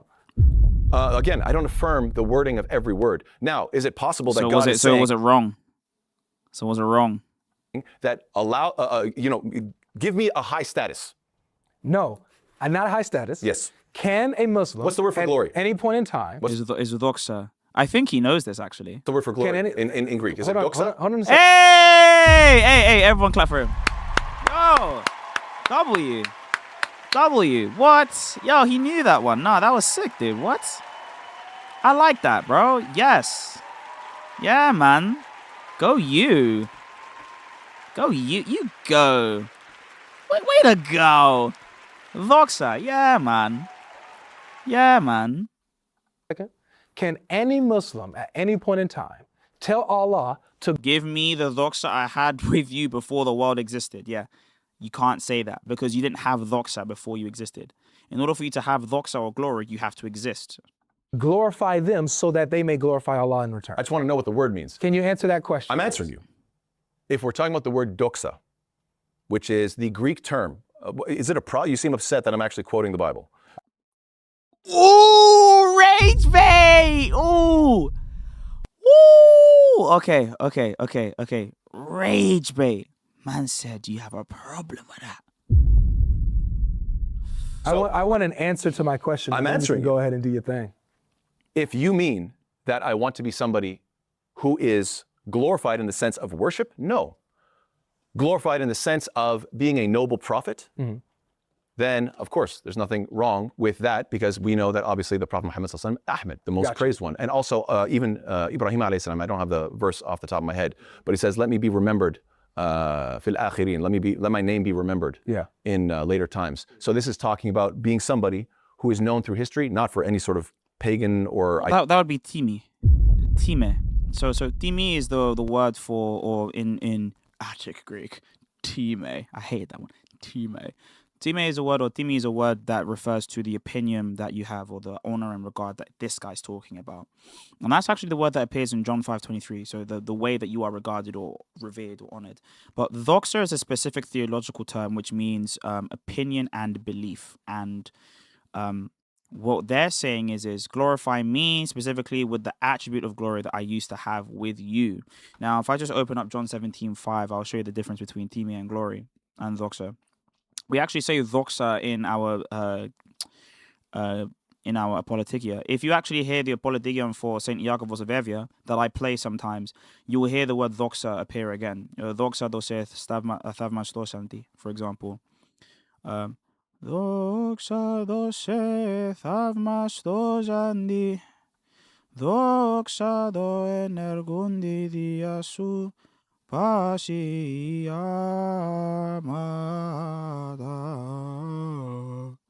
Yeah. Divisi udongonon. So it says kenin doxazon me u pater. Basically saying glorify me, Father. And it's weird as well because the word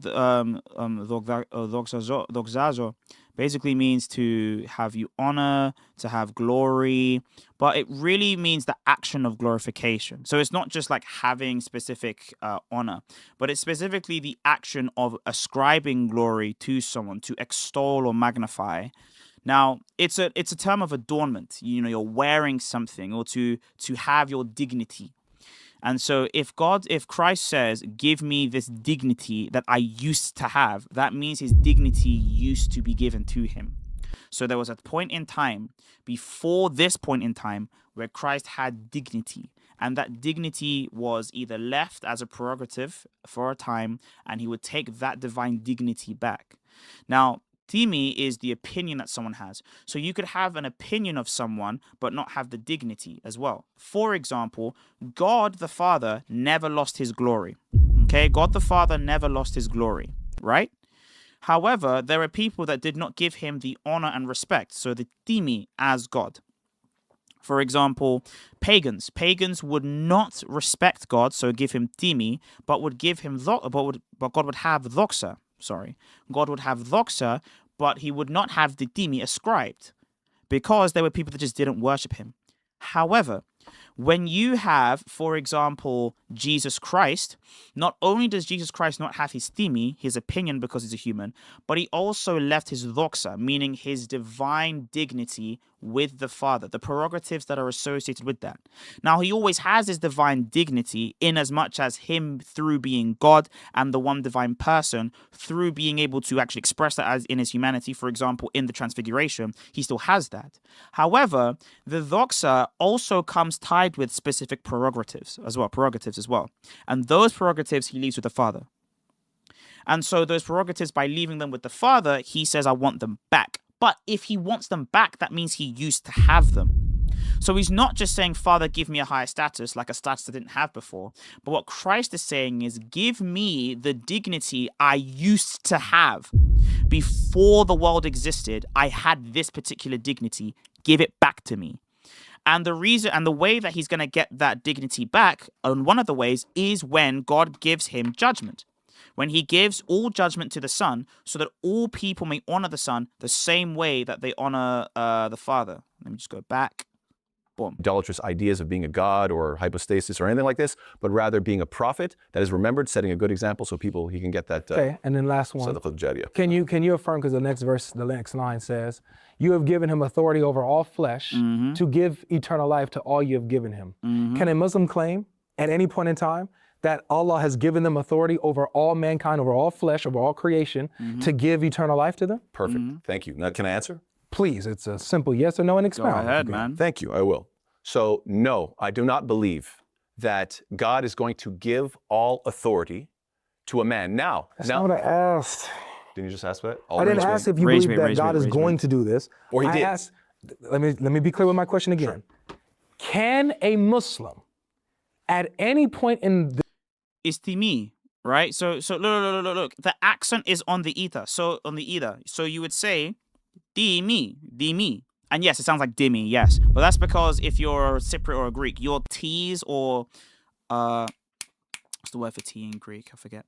Anyways, your T's sounds like D's, like D. And your D's or deltas will sound like those, like these, like that, like the. And then your thetas will sound like T, like that, which is very, very weird, okay? I know, I'm black. Sorry. time of creation, of history, claim that Allah gave them all authority over all flesh to give them eternal life?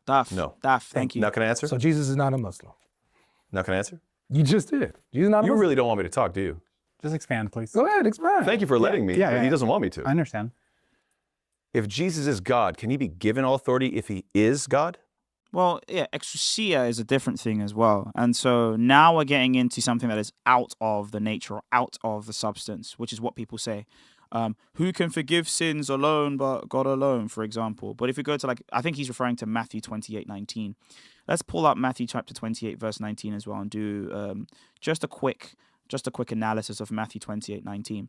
Now, remember, when it comes to the Bible or it comes to the properties of God, the divine properties or divine qualities that God possesses are also associated with prerogatives. So one of the an example of this is God's power to create. So God can make things in the world. He can create whatever he likes. And associated with God's creative power is also God's status as creator as well, right? So God's prerogative as creator means that he has certain rights. So one of the rights that God gains is the ability to do with his creation whatever he pleases. If I create, let's say, this Vaseline, this tub of Vaseline, which has a cocoa butter in it, if I create this tub of Vaseline, I may not have certain prerogatives, for example, like putting fire into it, right? Because they may want me to create that Vaseline for the purpose of giving it to someone else. However, as divine creator, God has the prerogative of being able to do whatever he so wishes with his creation. And so we can see that alongside the divine qualities you also have prerogatives that are associated with those qualities as well. Now, if we go to Matthew chapter 28, verse 19, we are not 18, but we go to verse 19. The authority that we have here is exousia. And exousia specifically means liberty, right, strength, power, and it can mean power that people usually associate with as a particular strength thing. But the problem is it's not the case in Greek. There is another word in Greek that means power, like your abilities to do stuff, which is dynamis. And dynamis specifically means your ability to do something. Exousia is something slightly different. Authority is control or charge, and really what it means is the right to do something. Rights are either earned or something that are innate, something that's innate. For example, the right to life is something in human beings that isn't earned. You don't earn your right to live. You're given the right to live by God. And so because this right is given to you, it's inalienable. Now, David, for example, was given the right to be the king. And so that's slightly different from the power of a king. It's referring to the prerogatives that are associated with kingship. And so the right that Christ has is one of those divine prerogatives that is associated with doxa, or associated with these particular abilities to be able to act, or rather liberty. So one of the divine liberties that Christ has, and this is according to Thayer as well, this is specifically talking about that particular way by which people are able to, act. So this particular influence or freedom to now be able to do as he so pleases in this way. He's completed the Paschal mystery, and now Christ can do in this sense what he wants. Or rather, what Christ wants is signified with his person first, rather than with the trihypostatic act that we usually associate with. When we talk about the will of the Father, it is still Christ's will, but we specifically signify that as the Father's will in deference to the economy. But now the economic acts have been completed in this way, and now Christ has the right to do what he wants, this exousia as we're talking about.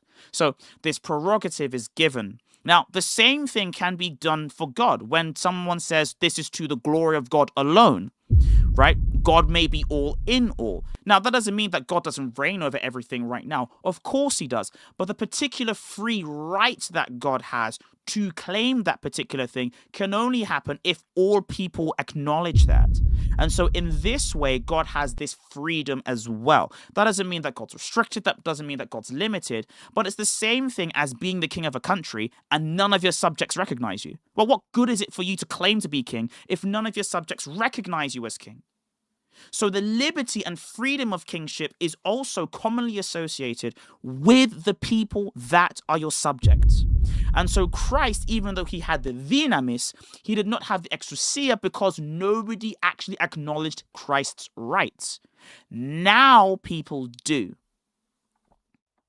You want me to answer that, or are you going on a point? I asked a question. Okay, sure. I don't keep interrupting. Absolutely. So we're talking about the deity of Christ again, but I'll answer you. Yes, Jesus can be given authority because he humbled himself, came down. Right. So, and this is another part of authority as well. One of the prerogatives of authority is certain statuses or honors that are given to you as a result of this. And because of that, Christ, by humbling himself, also leaves these prerogatives out.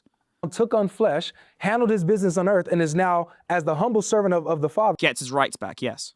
being exalted back to that position, which is why in verse 5 of the verses that I'm talking about, he says, now, Father, glorify me with the glory that I had with you before the world existed. So he can humble himself and set his divine prerogatives aside for a second, do his job, and then receive it back and inherit it back. So By the way, that does not mean that in the case of God, or in God generally speaking, that God does not have these things. It means that he does not exercise them. lesser God for a moment. Even all, no, would you say that all Wait, of that them? doesn't mean that he's a lesser God for a moment. We are so close to the 100% rage bait. We are so close. Now, that is the idea of, this particular thing, of exousia. Another word that we need to talk about is this particular word, which is edorthi. Okay, so edorthi specifically means this thing has been granted or this thing has been given. Now, when people think of being given authority or people being given things, they specifically have this assumption that you did not have it before. Not exactly. If I was, for example, to confer onto you if I was to confer onto you a coronation, when a king gets coronated, that is not technically the moment that he became king. That's the moment that everyone recognized his kingship. Technically, you become king as soon as your father dies. But when we hand you the crown, when we give you the crown, what we're doing is giving the signification for everyone else to see. Because technically Christ already had this authority, even if the apostle never recognized it. But again, that freedom is being recognized here. A lesser God because he's the best of inheritors? What the heck? I know. What the heck? What the heck? Listen, man, we're talking about, you don't have to keep changing the subject. Irony is crazy. Man, this guy has to posture. He has to posture like he's winning. Listen, man, it's great. I'm sure you have to remind everybody just how much you're winning. Don't worry, they're reminded. They know. Yeah, because you keep reminding him. Thank you. Yeah, fantastic. See, look at that. He has to have the last word. He has to have a quick little, you know what I mean? Is this about religion or is this about you? Rage bait. And we're gonna pause on that rage bait. Wow. Okay. We have 8 minutes left of this. I'm going to take a quick short break, and then we're going to come back and just tough out the rest of this stream. Thank you so much for your patience on this matter. We are going to now be playing the Apoletigion for Saint Nectarius of Aegina by the Simonopetra monastery.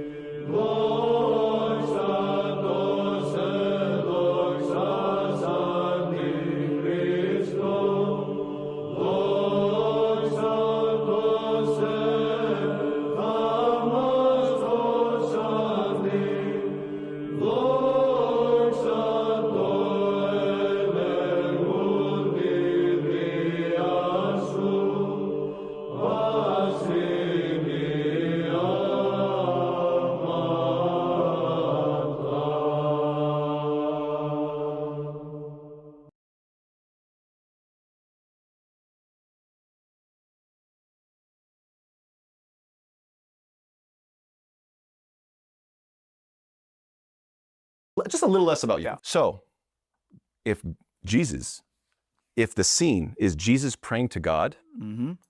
and then your conclusion is that he's being given all authority, Mm-hmm. then the fact that he's praying is much more in line with Islam, because gods don't pray to God. All I praise. That's false, and you know it. That's such a weak That was rage bait. interruption. Like, if you're going to interrupt, at least do a good job. Chapter 2. Yeah, good job. So anyway, number one. Number two, if he's given all authority, then he's not God. Why? If he's given the right to be able to act, or rather, it's bestowed to him for the presence of everyone else, then yes. For example, the only way that God is actually acknowledged as being God alone is if every single person acknowledges that, right? That would be an example of his right being acknowledged. That doesn't mean that he doesn't have rights, it just means that those rights are being acknowledged. Unless he's a lesser God, But you're going to play this game of like, well, he gave up his authority, so he wasn't fully God. Well, he gave it up, but he still had it. What the heck are you talking about, man? Allah's the best of inheritors. He Oh wow. Okay. Okay. gives it up, and then, but I guess he still had it, huh? Because he's also the owner of all things, but also the inheritor, which means he's given something. Is that really, you really think that the fact that everything that dies is going to go back and to be judged by God Almighty? Do you think he own it? lost something? Does he own it? If he Allah owns Ta'ala- it, then this how's is- he inheriting it? This is the weakest argument I've ever heard in Saying my it's life. weak is not a refutation. So you're telling me, and all of your little theatrics aren't a refutation either. Take it easy, man. Take it easy. That So raised anyway. bait. Yeah, he's been raised bait. He's been raised bait. What I'm trying to say is that God inheriting, as in Right. everything goes back to God, Yes. this is confusing for you? No, it's not. It's not So- that it's so you're- confusing, is that the problem is that it's not confusing. That's the problem. Because you made it confusing when Christians apply that. For example, if all authority on heaven and earth is given to Christ, all that specifically means is every single thing in heaven and earth now has Christ's freedom explicated. That's all that means. Because didomi can either mean to reveal or to bestow something, or to transfer something. And really, like, didomi means it's like a grace, for example, right? But that just means that that means that Christ got his particular prerogatives back. That's all it means. Telling me, wait, do you believe that God is all powerful? Yeah. Yes. Does he inherit? Does everything go back to God on Judgment Day? So does he inherit? So is he weaker then? Do you not see how this can be applied to you? Yeah, okay. Number one, that's applied to you. It's not applied to us, because no one ever said that God inherits things, in this particular way. We're fine with it, by the way, but you're the one that says that you take a literal interpretation to these things, a prima facie interpretation to these things. And you said that by your argument, not by your explication. And so because of that, if God literally is the inheritor of all things, then he has to not own it, because you can't inherit what you already own. Else you have a contradiction, right? To inherit something, by definition, is to receive that which you did not have already, because someone left it for you and gave it to you. If you say that Allah is the inheritor of everything, then that means that until he inherits everything, he cannot own anything. Now, this was an argument that even people like Bob the Builder brought up a long time ago before. And now what you're doing is we're basically saying that you're not able to respond to this. And it's a shame. It really is. It really is, a shame. So no. What type of, are you arguing against Christianity? This is what you don't even understand. You don't even know what's happening. You're bringing up arguments where Jesus is inheriting authority from the Father, being given things, receiving things. I didn't know God's and inheriting. And you're using. Notice what he just said. I don't know God's inherit at all. You said that your God inherits. You said that your God inherits as well. I didn't know God's inherit anything. Your Quran literally says this is one of his names. He's the best of inheritors. That doesn't mean he lost anything. So, but you just said you didn't know God's inherit anything. Not power. So now, not power. So now it's all No one said that God is given power. No one said that Christ was given power. Exousia is not dynamis. Sorry. Exousia is not dynamis. So why are we confusing the two? God? Goodness gracious. Are you joking? Is Allah not God do just you inherits? do you think, you just said he puts aside his divinity. No, I didn't. I said divine prerogative. Oh my gosh. Talking about the world and worldly things and matters Does like Allah wealth. inherit? You joking? Does Allah inherit? Yes or no? Rage bait. So let me explain this to you theologically. No problem. If this is your line of logic, wow, great. When Allah subhanahu wa ta'ala says that he is warith, that he is the one who everything goes back to him. say the word. I No, really have to say the interrupt. word. You No, can't say the line, bro. Say the line. What does that actually mean? What is he? handle it. What does it mean? What is warith? What's the word? Inherit. It means to. Listen, let me explain. It means inherit? It doesn't mean inherit divinity. Are you joking? I didn't say that. Guys, please tell me nobody's convinced by this terrible argument. Okay, let me explain Saying it the very argument clearly. is terrible doesn't make it terrible. You're just rage baiting yourself. Anyway, Christ is life says, hey Jerome, been binge watching your videos, God bless. Okay, number one, amen. Number two, if you want more videos, W Grift, head over to patreon.com/SIIIG1. We've now made a new tier, okay? It's a new tier. It's an easy one. We have tier 1, 2, and 3, but we have a lower tier of $8. If you want to do it, you can do it. You don't have to, but if you want to support the grift, do it. Thank you so much, guys. When God Almighty is saying that everything that happens in this world, all the wealth and all the riches and all that, look, at the end of the day, you're all going to come back to me and you'll all be judged by me. This doesn't mean that he was weak. This doesn't mean that his divinity was lost. No one said that's the case for Christ either. Christ being given the freedom to be able to have everyone recognize him as God is not the same thing as Christ losing power and gaining it back. That he put aside his divinity. This is a Jerome is the best of grifters. Yes. equivocation. He's just taking the word inherit and saying, I wish I could donate. I'm unemployed and broke. You can donate. Like and share. If you like and share, you're donating. got your moment. That's not serious. God never loses his power. God never loses authority over anything, obviously. Neither did Jesus. So, but on Judgment Day, when everything goes back to him and he judges everyone, this is God inheriting everything. Not like, oh my God, I lost something. Very good. So the same. You got the word inherit. Congrats. My point is that You got the word inherit. Okay. So he does inherit things. he's talking about Jesus actually being a deity who receives it does back. not have his divinity. No. Whoa, straw man. Whole straw man. No. So He inherits Someone said that Jerome attracted the Reddit atheist. Not my fault. authority. So notice. I'm not talking about inheriting like I got wealth you. and the world I and things got like you. that. You're talking about inheriting But what? notice- Authority. Is Jesus a Muslim? Yeah. Just on that specific topic, can we do closing statements? Yes, sure. Okay, perfect. Go ahead. Okay, thank you, brother. So I'll be pretty quick. So what we saw was that to be a Muslim, By the way, I heard that St. Nicholas, the wonder worker, Apolodion, is fire as well. Yes, it is good. is something specific. It's to believe specifically in the God of Islam, the God that Muhammad propagates, the God that the Hadith propagate, one who is not a father in any way, shape, or form, one who doesn't beget nor is begotten, one who is unlike his creation, one who is not multi-personal, one who is not a statute or anything like that. This is the God that Muslims are talking about when they say that you're a Muslim. But then the problem is they try to apply this to Jesus. The issue is when we get to Jesus, we see that Jesus affirms that God is multi-personal. He affirms that he is the Son of God who gives eternal life and has authority over all flesh, which according to Dr. Nasser, you cannot be a Muslim and say. So Dr. Nasser, while affirming that the Bible is where we get closest to the historical Jesus, according to the most historical account of Jesus that we have, Jesus affirms that he's the divine Son of God who has the ability to give eternal life, has authority over all flesh, and by his own words, cannot be a Muslim by claiming such things. So what we saw, Jesus is not a Muslim. It's impossible to prove that. It's impossible to demonstrate that. Muslims, you have to start thinking about this more deeply and notice that you're going to have to change your religion in order to try to apply the term Muslim to Jesus. Because once you do that, How did we get atheists in the chat, bro?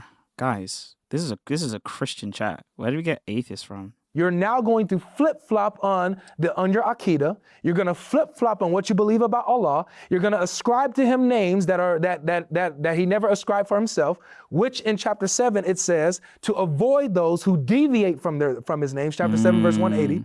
Do not deviate from the names of Allah. Do not commit bid'ah and innovation by trying to say Jesus is a Muslim, because it will collapse. Closing statement, please. Sure. Unfortunately, I was hoping this would move past one topic. Very odd to me that it just stuck with this one word, Father, which for some reason you guys fully asserted and completely agree can be figurative and therefore has a meaning of creator and the one that is loving and caring and so forth. And then every single time I asserted that, you just want to usher in and say, so he is a father, and that is a theological statement, and therefore we can add in all this theology. And so every time I actually expounded on it, he wanted to be like, just give me a yes or no. This went in a direction that I was not expecting. But now that you have ushered in your actual point, which is that you have to assert that Jesus is that the God is multi-personal and that Jesus is God, that's actually what I want to talk to you about, which I had lots of verses for. You never let me get around to it. Because the debate isn't on that. What Logic has done is he's presented himself to the audience, which you can do in a closing statement, by the way. And you can say whatever you want in your closing statement. If you wanted to waffle about politics in your closing statement, you can. People just acknowledge it. But yeah, the actual dialogue is not on whether Jesus Christ is God. He could prove the deity of Christ, and that would be a defeater for the thesis that Jesus Christ is a Muslim. But he just wanted to prove the negation, meaning the negation of Jesus Christ being a Muslim. He just wanted to say that it's not the case. My point is simple. If you go through the Bible and you see over and over again verses that clearly demonstrate that Jesus is not God, and if that theology makes absolutely no sense to you, as it shouldn't because it doesn't work, which I wish we could have talked about a little bit more, then you guys would have concluded, you come to the simple conclusion that obviously if he's not God, if he's worshiping God, if he sleeps and God doesn't sleep, if he dies and God doesn't. Oh, what does it mean for God to sleep? What does it mean for God to sleep? Well, technically, God rests, right? And slumbering and sleeping just means that he's not inactive. And yet, we see inactivity of God on the seventh day of creation where God rested. Die. If he has if 1,000 other things, if he grows in wisdom and God doesn't grow in wisdom, then maybe when. Well, again, Christ, God himself talks about this when he talks about the explication of his wisdom. Now, we can take the Cyrilline interpretation, and nobody ever assumes that this means that Christ wasn't all-knowing as a human here and then became all-knowing later on when he was like 30. That's not how omniscience works. When he calls himself a prophet, he is a prophet. And when you see the parallels. He is, but he's also greater than a prophet, which I think is in queue, but someone needs to fact-check me on that. Between him being a man and a prophet, and you see the Jewish prophets had a similar storyline. But Christ's storyline is inherently unique. The only one that's actually really similar to Christ is actually Jeremiah. But actually, what's unique about Christ is not the fact that he has just a completely different life than everyone else. Actually, everyone else's life is a type of his. At some point in time, Christ basically recapitulates every single prophetic walk of life in his own. He does everything pretty much that Jeremiah does. He gets put in prison. He gets whipped for everything. He's treated as the Son of Man, the way that Ezekiel is treated as the Son of Man as well, at the same time as Ezekiel being treated as the Son of Man. And yet he's a Son of Man in a different way. He's treated like Daniel, who, for example, gets divine revelation of God on the Transfiguration. He's treated as the encapsulation of the law and the prophet class with the Transfiguration of Moses and Elijah. It's almost as if every single aspect of the prophetic line is capitulated in Christ. As a matter of fact, the three ranks of leadership within the kingdom of Israel, the king himself, the priest, the high priest, and the prophets, all of those particular aspects are recapitulated in the person of Christ. Because Christ is not just a prophet. He's not just the high priest. He's a king. And he's not just the kind of king that you would expect of a political state. He's the kind of king that's fit to rule the entire planet. A king that can actually recapitulate what is spiritual with what is physical, what is holy and spiritual with what is secular. And he puts them both on the cross and raises both of them up in his resurrection. That's the Paschal mystery. Ryan Gasling with $2, he says, my guy is upset he never got around to the Dower script. Hey, I said script. Sorry about that. You see, the Prophet Muhammad ﷺ has an extremely similar storyline. I know he wants to focus on, but he looked up when he prayed, instead of it focusing on the fact that he prayed to God. Like, oh, is that pounds? Complete mismatch of what to focus on. I would say, clearly you're going to come to the conclusion that the historical Jesus, when you take a look at the earlier texts, you see that there's less Christology. So therefore, the closer you get to Jesus, the more you realize he was a prophet, as was concluded by the people who were listening in Matthew 21, as you mentioned. And so therefore, if he's a prophet of God, and if he worships God, then I think it's fair to say that he is in line with Islamic prophets, the Muslim concept of who Jesus was. I would highly urge you to learn about Islam, and inshallah ta'ala, God willing, you will be guided to the faith of Islam. Take care. Assalamu alaikum. That was awesome, guys. That was good. All right, so that was the end of the debate. Okay, so our crash out, basically our rage bait counter was at an all-time high. Like, I'm not even gonna lie to you. The rage bait counter was high. Like, it was definitely high. And to be honest with you, we did a lot. A lot happened. So I am very happy that those things happened. I'm just trying to reset the rage bait counter to 0 so that the people at home can see it. All right, so this is the rage bait counter that we basically ended up with. As you can see there on the screen, the rage bait basically ended up at 110. 110. It was absolutely insane. Absolutely insane. And I've been live for around 3 hours and 20 minutes, so I'm going to head to bed. just as a preliminary, we will be live on Wednesday. I'm going to be live on Wednesday. Okay? Wednesday, same time, we're going to be live, and it's going to be on Jesus being God. So if you have questions about the deity of Christ in scripture and tradition, come through. Come through. We're going to be there on Wednesday. Now, we have a bunch of new viewers, so the way that we do things is slightly a bit different. But yes, I will be back. People are spamming, do you agree, Cora? Look, it was a shameful day for her, to be quite honest. And it gets to the point now that Muslims are commenting under my tweets as saying that I'm unhonorable or that I have no honor or no integrity, given the fact that I debated her. Or, oh, Jerome, you're still banging on about Cora. Give it a rest, mate. Give it a rest. Why are you talking about Cora all the time? All I'm saying is, look, she lost, man. She never had to come to my stream. And you did.